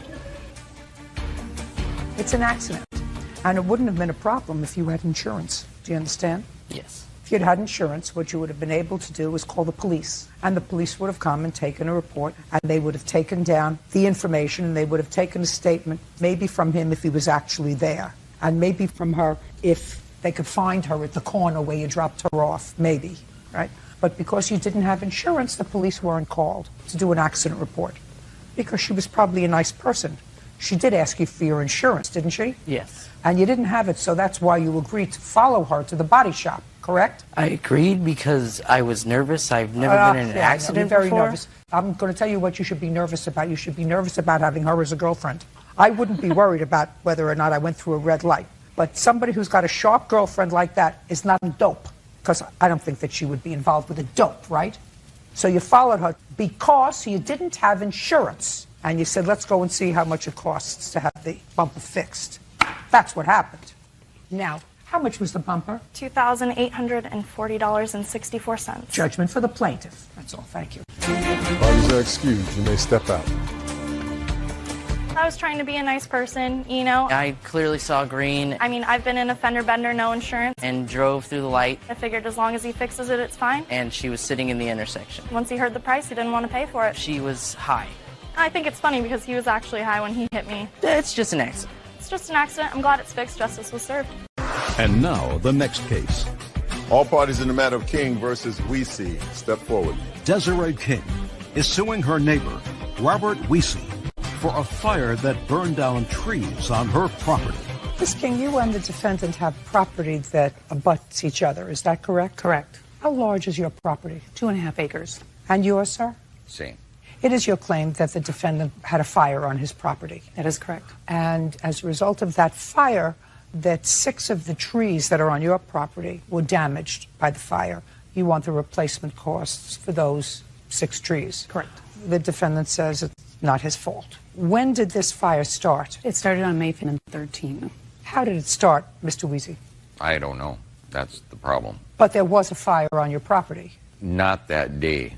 2 days prior there was. Okay. So on May 13th. Correct. Tell me about the fire on the 13th. We typically burn trash, and that's what it was a fire pit with trash. Who was at home when that fire was set? Myself and my wife. And what kind of trash were you burning? Just regular garbage from papers, whatever you open up from a grocery store is basically what it was. And how close to the plaintiff's property was this fire? I would have to say 500-600 feet away, probably. And? We just had the fire, and the fire went out. Well, trash burns down and comes into trash, and we put sand over the top of it, and then it's done for, there's no more trash to be burned. And? That was it. Well, did you see the fire reach Miss King's property? No, I didn't. However, there's a however there, Mr. Weezy. Sorry. However, 2 days later, I left. I went down to the grocery store, came back. I was in front of my house, and all I heard was crackling and stuff, and I couldn't figure out what happened. So I went back, and I saw the smoke and the fire. So I went back. Okay, so this is 2 days later. 2 days later. So now we're on the 15th. Exactly. Okay, so on the 15th, you heard something. You went in the back. There was evidence of fire. Exactly. Where? It started down by the pine trees, and it was halfway between where my fire pit was and where her property is. That's how far it was when I saw it. I ran and grabbed water. I had hoses back there that reach all the way down to both of our properties because I was taking care of the trees and watering them and stuff like that. So I just opened up the faucet, ran down there with water and tried to put it out, and I had a rake and stuff, and that wasn't working. So I ran back up and called 911 for help to put it out because it was I couldn't control it. And you have no idea how that fire started? No, I don't. You have any idea how that fire started? Well, I do because he had an active fire burning in the pit that morning. My witness was there to view it. Oh, well, I'd like to hear the witness. You mean the morning of the 15th? Correct. Tell me your name. Laurie Fossen. Are you a neighbor? No. I was with the property owners of lot number 4, which is on the other side of Miss King's property. We were traveling up to northern Wisconsin to look at some other land they had, and we swung through so they could show me this property where they're thinking of building. While we were there, we smelled smoke and something kind of plasticky. So we walked across Miss King's property over to the next lot, which is where the house was. We walked up to the door. The interior door was open and the TV was on. So we knocked on the outside door and we yelled, hello. Not me, you. Just tell me what you did. Okay. Knocked on the door, yelled hello through the door. There was no response, so did it again. And again, no response. So I walked around to the back of the house to see if anyone was back there, and I saw a fire pit dug into the ground, and in it was a small fire with smoke coming out of it and this plasticky smell. And that was on the 15th? That was on the 15th So of you May. saw evidence of fire in the pit on the 15th? Correct, and it was around 11 o'clock in the morning. So we proceeded to leave, the property owners and I, and went into the nearest little town of Amory, where we went to the fire department, where we reported what we saw and our concerns. They told us that it was not their jurisdiction. They gave a phone number to the property owner, who then made a call and left a voicemail stating what we saw, an active fire, our concerns, and we then proceeded to leave and never got a call back onto his phone. And that was on May 15th? That was on May 15th of 2013. Okay. So, Mr. Weezy, this lady, who I absolutely believe, says that there was an active fire in your fire pit on the 15th. I can't say whether it was a garbage fire there and you put it out. Is that an active fire? No, I didn't go there. I didn't put anything on to make a fire. She says that there was she says that there was an active fire, and the active fire, the smoke, which at least directed her little group to the fire department. Okay. That's how concerned they were. So her eyes weren't deceiving her, sir. She saw the fire in your fire pit. Right. Well, who else lives there besides you and your wife? Oh, I have children there, but they How old are your children? I have a 15-year-old, 16-year-old. I'd like to see the trees. I have pictures of the trees from June of 2013 and then May 15th of 2014, one year to the date. And there is a fire report as well from the fire department and a burning ban that was in place in the county that day as well. There wasn't a fire burning. I talked to the chief that was there on the fire, and there wasn't a ban put on that. 2 days prior to that, I talked to the fire chief at our church. That's actually, sir, don't tell me what the fire chief told you. I see trees that are burned. That's your responsibility. And these are trees that were slow. clearly trees that were planted. They're in a line. Who's They're supposed very to fix slow that? growing trees, so I won't see those trees again in my lifetime. They will not grow back. The that trees fast. aren't dead, and we've offered solutions to Miss King, and she refused them. We were going to trim the trees up, and then we were going to put a couple more trees in their path. She wanted them as a wind block. If you cut down live trees and they're 80 foot tall, then you don't have a wind block. So if you keep them there, which those trees are alive. Do you have an estimate, please, for the trees that need replacing? Mr. Weesey, I mean, I don't think that you did anything purposely. It got out of hand. $4,177. Is that your estimate? That is for the removal and the stump grinding, and then there is an estimate for the $779 for replacement with small trees. That doesn't include installation, so that's a minimum estimate for replacement. Are you going to do it? Yes. Judgment for the plaintiff in the amount of $5,000. That's all. Thank you, Your Honor. How does that excuse you may step out? She wanted money for removal of the trees that are alive, and they're not dead. I feel like justice was served. We've offered several solutions to her, money-wise and stuff like that, and she's refused it. He offered to cut my trees down for me. I would come to a reasonable solution and be done with it. Well, he just felt that he did not have any responsibility, and that did not sit well with me, obviously. Seated. Ms. Hakimi, you and your husband were planning a wedding before you were a married couple, and you decided to get married on what date? July 6th of 2013. And in preparation for that wedding, you hired the defendant to be your DJ. And actually, I was providing more services too. He was going to provide the entertainment for your wedding. And you gave a $100 deposit. The entire fee was how much? $900, Your Honor. Was that your whole fee, $900? No. What was your fee? $1,800. Did you have a written contract? They didn't sign the contract. We have a verbal contract. I have a copy. I'd like to see the contract. I have that copy too. Here you go. Well, I'll take a look at yours. I'll take a look at theirs. In any event, Ms. Hakimi, what your lawsuit wants is the return of your $600 because you canceled the wedding and the defendant didn't return your deposit. That's what the case is about. The defendant says, well, he was probably willing to forget the whole thing, but he kept your $600, even though he says your agreed fee was more than that. And he's counterclaiming for the remainder of the fee. He said because you canceled, and this was over a July 4th weekend when he could have made his usual fee, and you canceled 5 days before the wedding. Is that correct that you canceled 5 days before the wedding? Your Honor, we canceled approximately 5 days. I can't say for That's sure what I'm because I was in the hospital. Just a second. You canceled the wedding Yes, 5 ma'am. days before. We postponed it, Your Honor, not canceled. Or postponed it. You ultimately got married. Is that right? We are married, but the ceremony going to be this year, July 5th. Are you married? Yes, we are married. Who married you and when? In San Diego County on... May 21st, we got married in the court. May 21st of 2014? No. 2013. 2013. May I Just explain? a second. Okay. So you got married before the party was planned. So you were married in a civil ceremony, and this July 6th event was just the reception for the wedding. Is that what I'm understanding? Yes, Your Honor. We're Persian, so basically we had the civil ceremony because when we have a Persian wedding, we have our own ceremony, but it's not recognized. So we I have understand. To, But so this was your civil ceremony. You were legally married in May, and this was a reception / traditional wedding 2 months later. Yes, Your Honor. Yes, Okay. Your Honor. And what date did you receive a call that the wedding was canceled? On July 1st. So 6 days before. Now, what was the message that you got? They canceled. They said they miscarried a child. Okay. So you had a miscarriage. Yes, Your Honor. And that's the reason that the reception was canceled. Okay. Your Honor, the proper term is actually we had a live birth, actually. So it wasn't just a simple miscarriage. It was preterm labor, Your Honor. It was 5 months into the pregnancy. Baby finished in my arms, man. So, Your Honor. Your Honor, the Shh. Now, the fee was $900. Yes, but can I speak?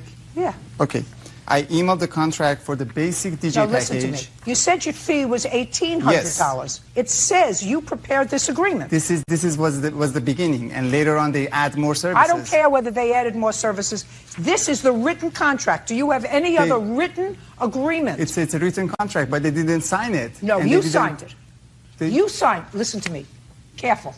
You signed it. Okay. So this is your intention. Okay. Now, Do you have another contract that you sent to them for $1,800? Verbally? No, not verbal. Written, you can't. no. Then Written. you have nothing. And this is what your agreement was, $900. They texted me and they had more services. I don't care. They Just a second. I don't care. Contract. Same day. You may want more services, but contract. That's what you had. You signed this. If you want to alter it, you have to alter it in the same frame, which is in a writing, since you prepared it. They didn't sign it. I don't know why you didn't sign the contract. Is there any reason why you didn't sign the contract? We sent him his money. Sign the contract. Because we were in the middle of the preparation of the wedding, ma'am, and the wedding was on July 5th. Listen to me. You know, you can double talk me. Don't double talk me. Somebody sends you a contract, you see the contract, you're supposed to sign it and send it back to him. That's what he expected. Okay. Now, Mr. Koshigian, you didn't sue them for the remainder of your fee, correct? Yes. Because you said, you know what? I'm just going to let it go. Is that what you said? Okay. And you were right. They had an emergency. There was a reason they couldn't go forward with their ceremony/reception. There was a valid reason for it. So you said, as a good guy, I'm not going to sue them for what I perceive to be the balance, whether it's another $300 or another $900. You understand that, having planned and made a lot of weddings, a couple of which didn't go off. I will tell you, he was being a nice guy, because 5 days before a wedding, you're usually paid in full. Your Honor. 5 days before a wedding, you're paid in full, and it doesn't make any difference what the reason is that the wedding is canceled, because he makes certain preparations. He's there to make a living. If you had a contract and you wanted to put in the contract that you signed that an emergency, an act of God, something else gives me the right to get my deposit back, you could have done that. Put it in the contract and signed it. You didn't.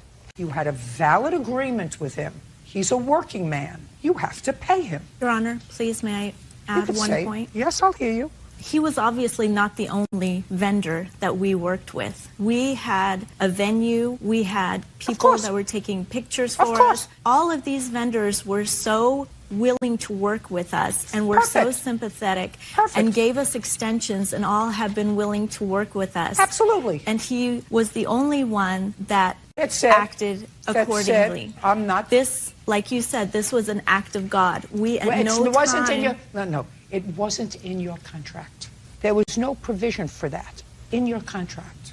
You know, if you got sick with the flu the day before your reception and you were in bed with 105 fever, do you think he's not entitled to get paid? Your Honor, it wasn't a matter of that we didn't want to pay him. We just wanted to reschedule the wedding because I lost my child. Did you? Just a second. Listen to me. Yes, Your Honor, we did. And I called him and told him in January of 2014 that we had a new date. And he said, I can't commit to that date because of whatever reason. Then my husband called him and asked to speak with him about what was going on. This gentleman was so rude. He turned around and told... Now, did you give him the date when you called him in January? Yes, Your Honor, I did. And he said to you, I can't commit to that date. And I said, that's okay, but he still needed to provide us a service. And I tried to email him, Your Honor, because this gentleman is actually a friend of a friend. He's not a complete stranger, unfortunately. We worked with him because we thought we were working with a friend of a friend. And we could have chosen anyone, Your Honor. I don't care. I know you have a very sympathetic story. You're not entitled to your money back. It's very wonderful that the venue said to you, pick another date. We understand your problem. And you picked a date with the venue, right? What date did you pick with the venue? July 5th. A year later. Yes, Your Honor. And that's set, July 5th. And you had a photographer. Yes, Your Honor, but these people were constantly in contact with us throughout the year as He well. doesn't, You don't gauge someone else's conduct by what other people are doing. You can't do that. It's unreasonable. Judge Judy continues in a moment. Ati Hakimi and husband Ali Ranjbar claim DJ Farshad Khorshidian owes for the return of the deposit to DJ their wedding. Farshad is countersuing for the unpaid balance of his fee. Now, you had an agreement, and you canceled the agreement. He lost money. He couldn't rebook that date 5 days in advance over a July 4th, and maybe he wasn't available on the date that you and the venue selected for your function. He doesn't have to be available. If you can't get everybody together and you're going to have a wedding and the venue is available, the photographer is available, the caterer is available, but the DJ isn't available, what do you... I want you to follow my thought. Yes. The venue is available, the date that you wanted. Photographer is available, the date that you wanted. Your caterer is available, the date you wanted. So now you have 3 people. Then you call the DJ, the entertainment, and say, wedding is ready. I'm calling you. It's July 5th. And he says to you, that's not a good date for me. Correct, Your Honor. Because he said it's not a good date for you, do you go back to the vendor and say, can we pick another date? It's not good for my entertainment? You sued him for the return of your money. You're not entitled to it. I asked him, well then, since he owes us a service for the... He doesn't owe you for a service. It's not in here that he owes you for a service. That's an accommodation that the other people gave you. I don't know what your contract read with the venue, if you cancel within a certain period of time because they can't rebook that time, so they're really losing money because they could have had 2 events, and now they're only going to get 1 event. Do you understand what I'm saying? Yes, Your Honor. Okay, so everybody's in business of making money.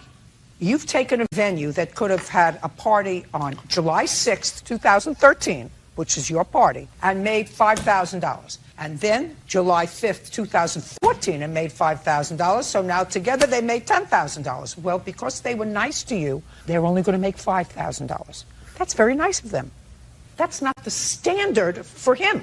He says, I'm a single person that provides a service. I can't afford to make, instead of making my $900 here, my $900 here, it's $1,800, I can't afford to make only $6, which is what you gave him as a deposit. If you kindly look at his contract, he clearly identifies that events that are beyond his control, he's not responsible. Why didn't you sign the contract? You didn't sign, he signed the contract. You wanted to have it both ways. I sent him the money. This is the copy of the things I sent. Why didn't you sign the contract? This is 5 days before my wedding. Why didn't you sign the contract? Okay. By sending him money, this isn't clearly by the bank. No. I have agreed to the terms of the contract. No, my friend, you are absolutely incorrect. It says here right in the, listen to me, it says right here in the contract, so deposits are non-refundable.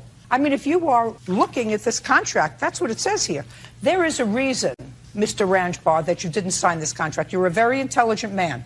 I don't know what the reason is why you didn't sign the contract. Clearly, he sent it to you, and you were busy with other things. Now, on what date did you, don't show me when you sent the check. On what date did you ask him to reserve the date and retain him as your entertainer? What month? Do you know? They called me on May 28th, and... Just a second. They sent Listen to me carefully. On what date did you hire him for your wedding? June 22nd, we had a phone conversation. No. You know, you're playing swift with me. He mailed you the contract in May, and you didn't sign it, and you didn't send it. What happened is, I have the email, ma'am. There was no contract emailed at that time. Listen to me, madam. Your conversation with him in June was, he said to you, where's the deposit? And where's the contract? Does that sound familiar to you, Mr. Ranjbar? No, ma'am. Had you gotten a deposit by mid-June? Yes. On what date? On June 25th. No, that's not mid-June. That's the end of June.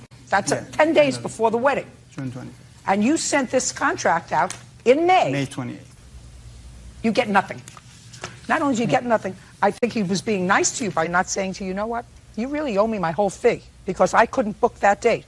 You booked another date, you got another venue, you got another caterer, you got another photographer. The only person that you couldn't get was him because he wasn't available. You don't get your money back. That's all. Case is dismissed. What is your excuse? You may step out. We just wanted no one to ever have to go through this. I'm so sorry for the loss, the baby. To work with somebody so not compassionate. But when they pay deposits, there's always exceptions to the rules. I hold this date and time for that certain day. We all have forgotten how to be human beings. And that's how I make living. And to realize the world is not about money after all. Business. Business is business. I guess that speaks louder than words nowadays.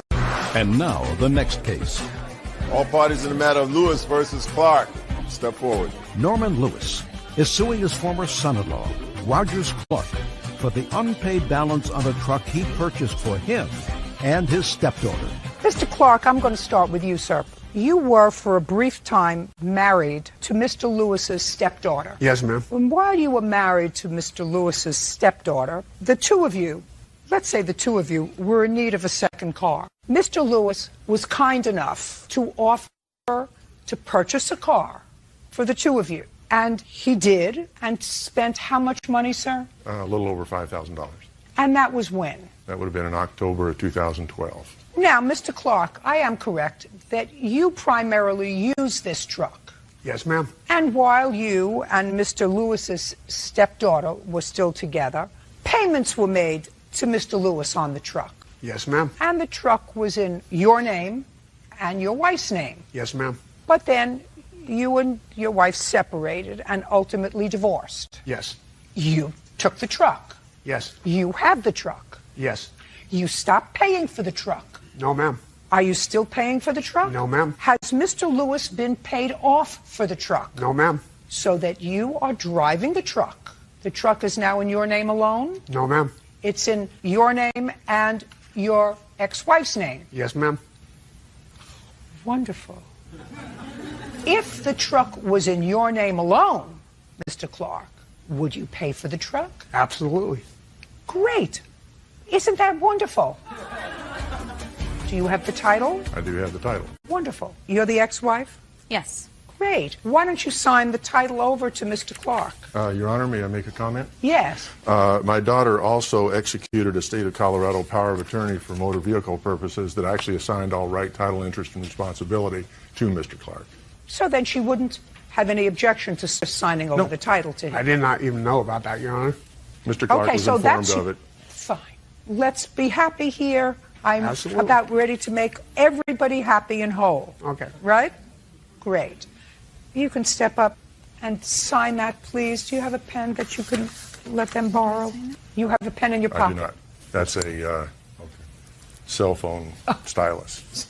Oh, interesting. Yeah, you need to print your name there and sign there. As Clark? No, you're on there as Westbrook. Now you're going to pay for it, right? Absolutely, Your Honor. How much is left on it? I have actually a statement here as to the total expenses involved, including a principal balance on Listen, the truck, just which give is me $3,601.04. That's all I want to know. What's left on the truck? $3,600. Is that correct? Yes, it is. Isn't that easy? Perfect. Give him the title. Now pay it off. Excuse, you may step out.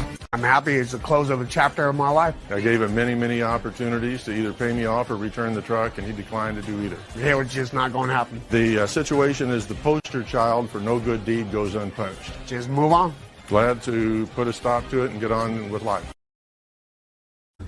Syed Ali is suing dog owner Abram Miller for car damage from a dog attack. Mr. Ali, you bought yourself a Tesla. Yes, ma'am.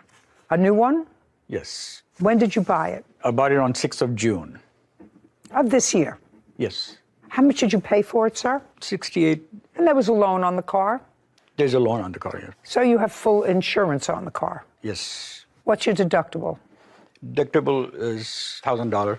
$1,000. Yes. This is what your case is about. You were going to check on a child's house of yours. Yes, ma'am. It's my son's house. I go there every day. We bought that house for on my son's and my name. It's from. Oh, so it's a house that's jointly owned by you and your son? Yes, ma'am. But you don't live there regularly? I don't live there. And where does Mr. Miller live? He lives on a different street, but his backyard and my backyard, they meet each other in the back. How long have you owned that house?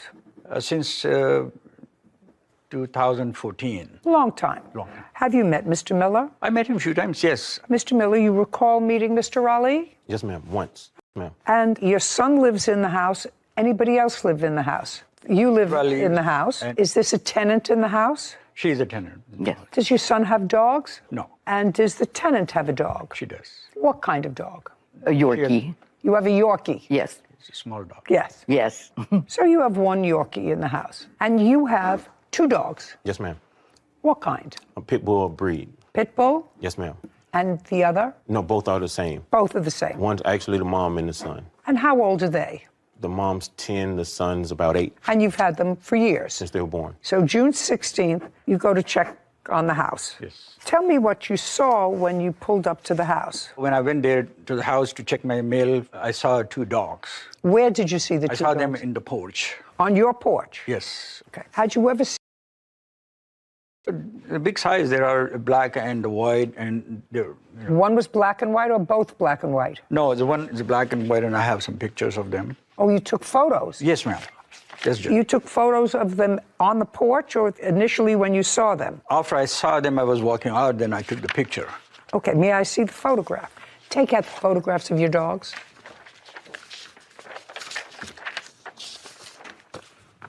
Would you say, give me both photographs, please?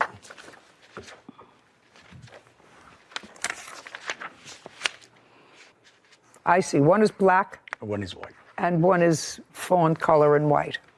Are these pictures of your dogs? Those are pictures of my dogs. At his house? Yes, ma'am. Okay, so now your dogs are out. You're not at his house, just your dogs. Just the dogs. Okay, so now I got it. So you took pictures of the dogs the day of this incident at your house? Yes. And these are your dogs? Yes, ma'am. Okay, tell me what happened with your car. Dog owner Abram Miller owes for car damage after his dogs attacked Syed's Tesla.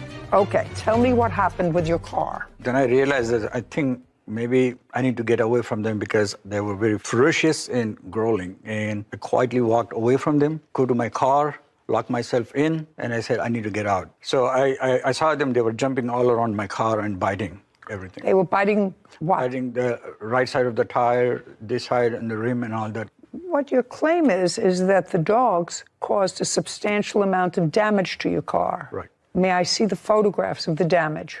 Yes, ma'am.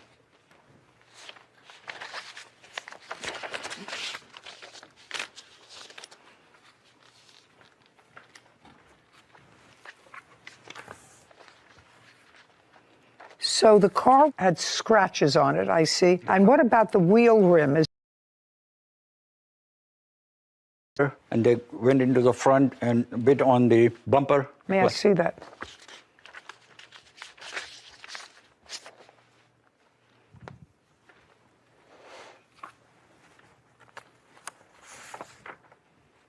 Okay, have you seen the pictures? Yes, ma'am. He sent you pictures of damage. He sent me some pictures, yes. Of the damage. Okay, so now, Mr. Miller, what Mr. Ali is saying is that your dogs, who he has pictures of, that you acknowledge are your dogs, Yes, ma'am.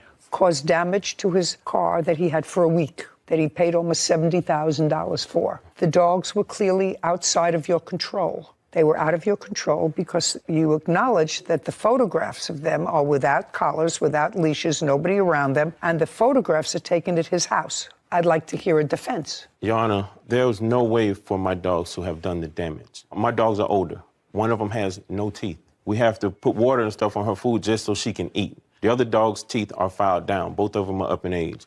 My dogs have never harmed anyone. I have 10 cars of my own. Any damage. Mr. Miller. Yes, ma'am.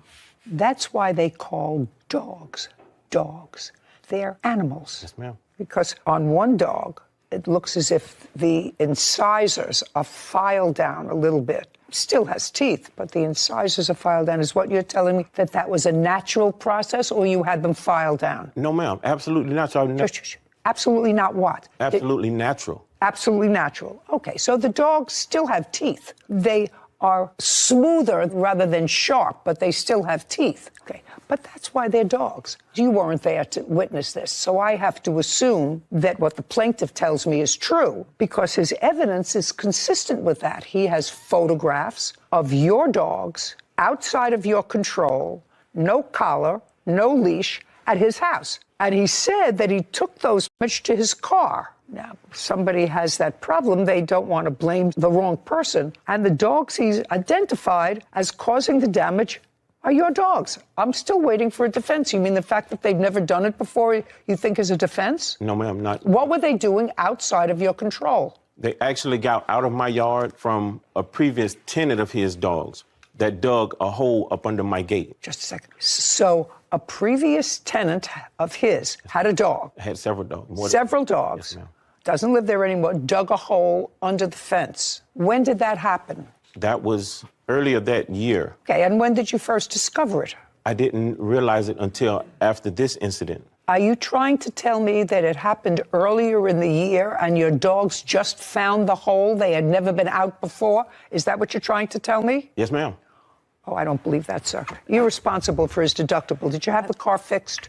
No, not yet, ma'am. Why not? I have an estimate, and I approached him of that, and I said, let's see if we can do something about this. Mr. Ali. Yes, sir. You Yes, have ma'am. insurance. Yes. And you have insurance for. Did you advise your insurance company? I wasn't, because I was trying to see what my good friend neighbor wants to do. Do you own your home? Yes, ma'am. Do you have homeowners insurance? Yes, ma'am. Does the homeowners insurance exclude your pit bulls? Do they exclude them? I'm not sure. Well, in what state do you live? Florida. In Florida. Would you look up and see what's the name of your insurance carrier? I'm not sure, Your Honor. I just switched insurance companies. Did you have insurance, homeowners insurance, in June? Yes, ma'am. You did? Absolutely. Well, did you inform your insurance company that there was a problem? No, ma'am. Why not? Because I was trying to get an understanding of what was going on. I'm just telling you what's going on. So now you know what's going on. Your dogs caused damage to his car. Most states now exclude certain dogs from their policy. One that's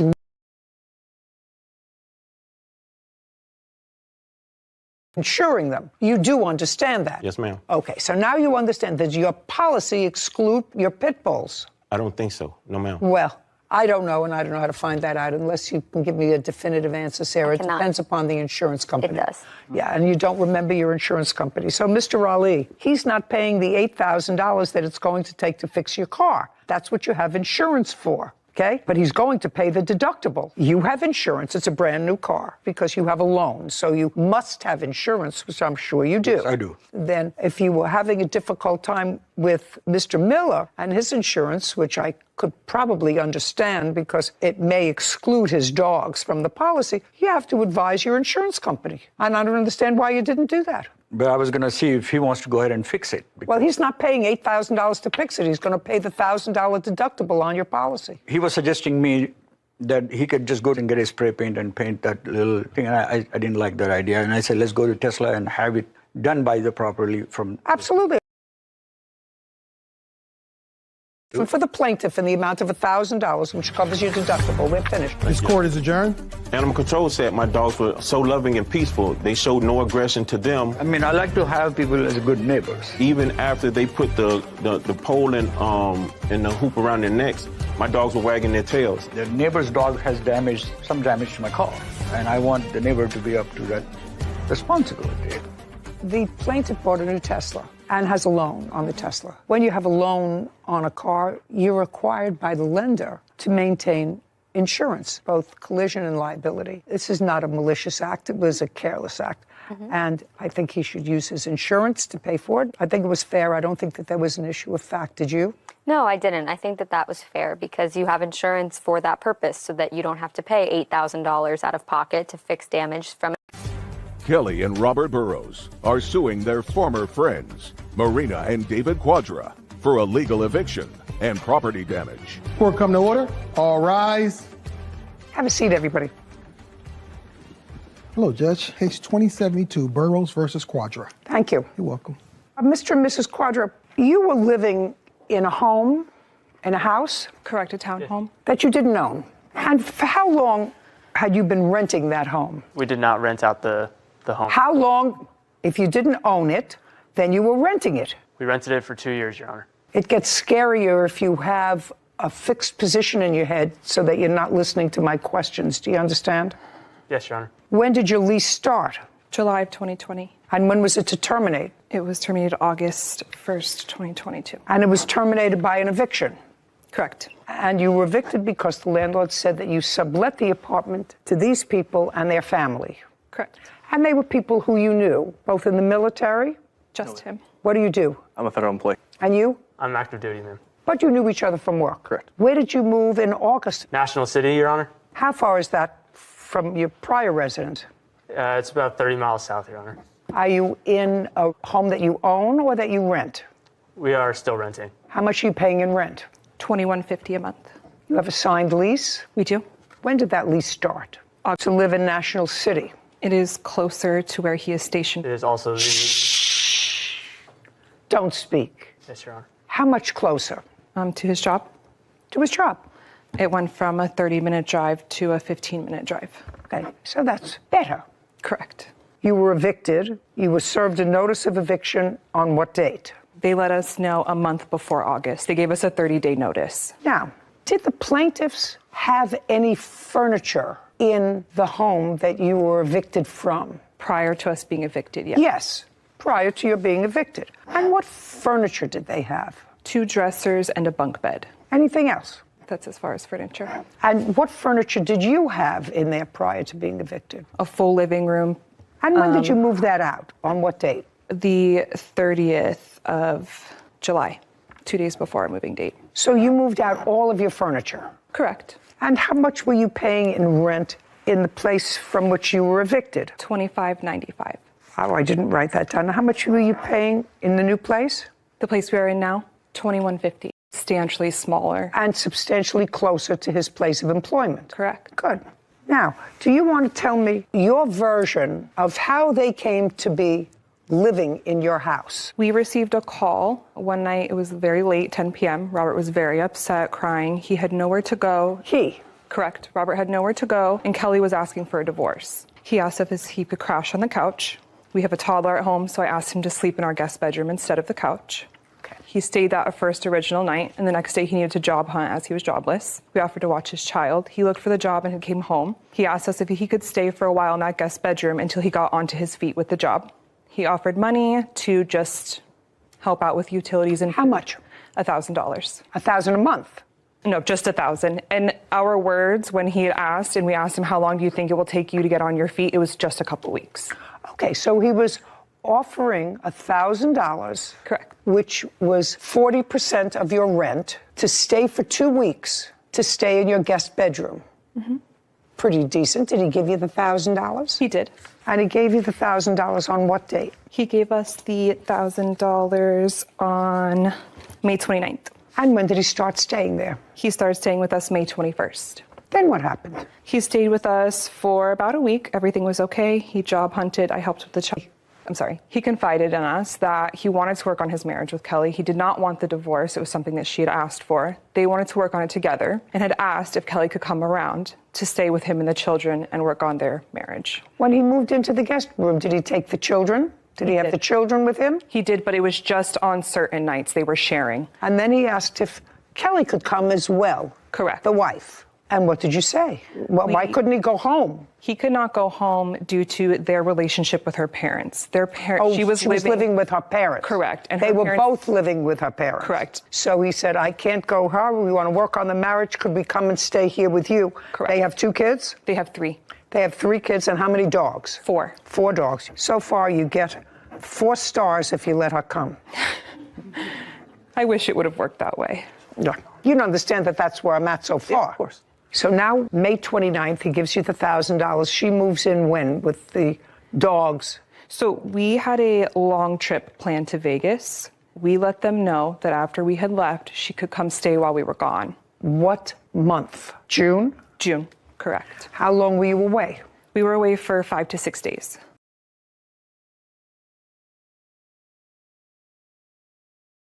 A plan of, here's a lease agreement, you are going to rent from us. It was just that I need somewhere to stay. Can they please come for this short period of time until we figure this out? Great. Okay, now let me hear your version of the events. When you went to stay there with your children, you were having trouble with your wife. That's incorrect. Incorrect. What I said was, because I believe her, I believe that you called her and said exactly what she said. She told me.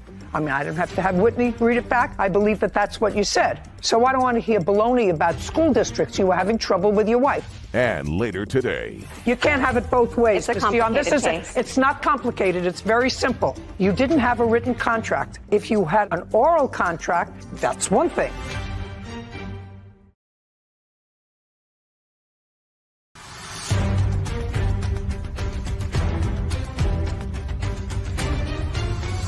Kelly and Robert Burrows claim their former friends, Marina and David Quadra, owe for an illegal eviction. Marina and David are countersuing, saying Kelly and Robert caused them to be evicted. So when you went to their house and you wanted to work on your marriage, you could have gone back to your in-laws. Yes, that's correct. You could have. Why didn't you? The reason why we decided to split up was because we're trying to keep our kids in the same school district. I decided to stay back to finish the school year with the kids, still being in May, so they can finish in the same school district. That's why I decided I needed a mailing address so that they could stay in the same school district. So you mean this discussion that she just said to me about you having problems, marital problems with your wife, that never happened? Irrelevant. It's just... No, that's not what I said. What I said was, because I believe her. I believe that that's what happened. I believe that you called her and said exactly what she said. She told me. I mean, I didn't have to have Whitney read it back. I believe that that's what you said. So I don't want to hear baloney about school districts. You were having trouble with your wife. No, ma'am. No. No. And you didn't tell her that. We had been moved out of our old place of 6 years in El Cajon, and we were trying for 6 months to find a new place. So yes, it does put a lot of stress on a relationship, but we did not have any marital... Mr. Burrows, you know what my strong suit is, and there's no question that the cameras just caught your face. My strong suit is being able to spot a lie from a mile away. And I'm telling you that there's no question that you called her late at night and said, I'm having trouble with my wife. She asked me for a divorce. Can I?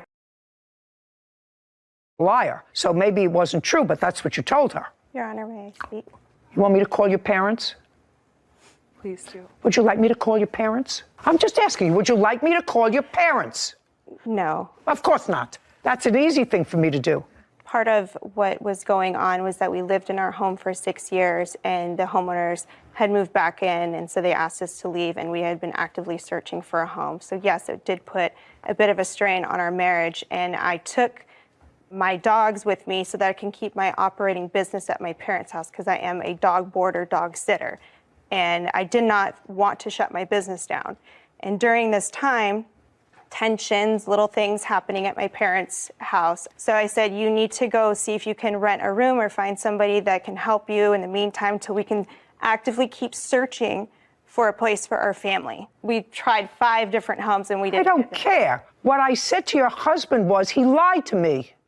Because there's no question that he called, and whether it was true or not, that he said to your friends, I need a place to go. Do you have a place that I could stay on the couch? There's no question he said that to her. That is true. Yes, that is true. Okay. Well, then I want you to introduce your husband to the truth. Is it true? It's something that he hasn't met, because that's not what he told me what happened. Correct. So that was a mistake. Happens when you lied to me once, your case is dismissed. Because what you're suing for is being evicted, and you go, blah, blah, blah, blah, blah, blah, emotional distress. You lie to me once, your case is dismissed. Now, we're going to come over here. You have a counterclaim. Your counterclaim is money owed for property damage. Correct. And for damages for eviction. Because what happened was your landlord evicted you because she comes with her 4 dogs, 3 gerbils, 2 parakeets to your house, and the owner of your condo doesn't want her any more than the owner of their last condo. Of course. Didn't want them. Got to save your money, buy your own house so you can have as many dogs and parakeets as you like. You moved into a place that's nicer? Absolutely not. Tell me what the papers said when your landlord notified you of the eviction. Do you have them? We do. I'd like to take a look at them. Yes, no problem. There was also in that piece of paper a $250 fine through our HOA from the whole commotion that he caused the day of asking them to leave. Just a second, you were a month-to-month tenant? Correct.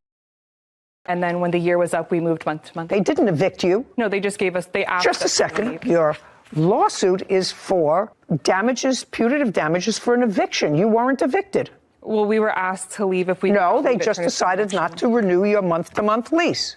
Due to the... I don't care what it was due to. Listen, if I owned a property and you let 3 kids, 4 dogs moved into my condo for 6 days, I wouldn't renew your lease on a month-to-month basis either. I don't care whether they were there for 2 days, 4 days, a week, or a month. You understand? Understood. Okay, so there was no eviction. So the punitive damages for that, forget it. Money owed for property damage. When they moved out, what did they damage? And how much did it cost you? There was a hole in the molding from moving the dressers down our stairs. They bonked it bringing it out angrily because they were mad that we asked them to leave. We have the letters from our landlord stating everything that they had to deduct from our deposit. Just a second, a hole in the wall. And how much was the hole in the wall? The molding was... No, just look at the paper and tell me how much was the hole in the wall. The painting was $180 and the molding repair was $200. How? Did you damage the molding when you were moving a dresser out of the house? Not that I'm aware of. Okay, not that you're aware of. You want to try the truth now? Was there a hole that you created moving a dresser out of the house? When David and I were moving our dresser with him? Careful, introducing you to the truth. Did you move the dresser with him? I did help move the furniture. Your case is dismissed. The counterclaim likewise is dismissed. We're done. Thank you. This court is adjourned. I take it as a win. The initial suit was them against us. Their suit got dismissed. We lost a lot of things and a lot of wages. That was just us being good friends. We definitely learned our lesson. We will never help another crying husband on our doorstep claiming divorce again. People that are offering to be nice to you in times of need don't charge you. They kind of cried, oh, marriage and divorce the whole time, knowing that we're young and married. It's something we take seriously in our lives. And we're still trying to build our lives back. I should actually make a party to introduce all those people to Mr. Truth. I agree. There's a lot of mismatch. Doesn't make sense. If you're going to stay with a friend for a few days, you don't bring a bunk bed and 2 dressers. No. I've stayed with friends for a couple days, long weekend. You bring a bag with some clothes. Even with your kids. Yeah, you don't bring furniture. You don't bring any of that. So there's a lot of discrepancies. Things that didn't make sense. If it doesn't make sense,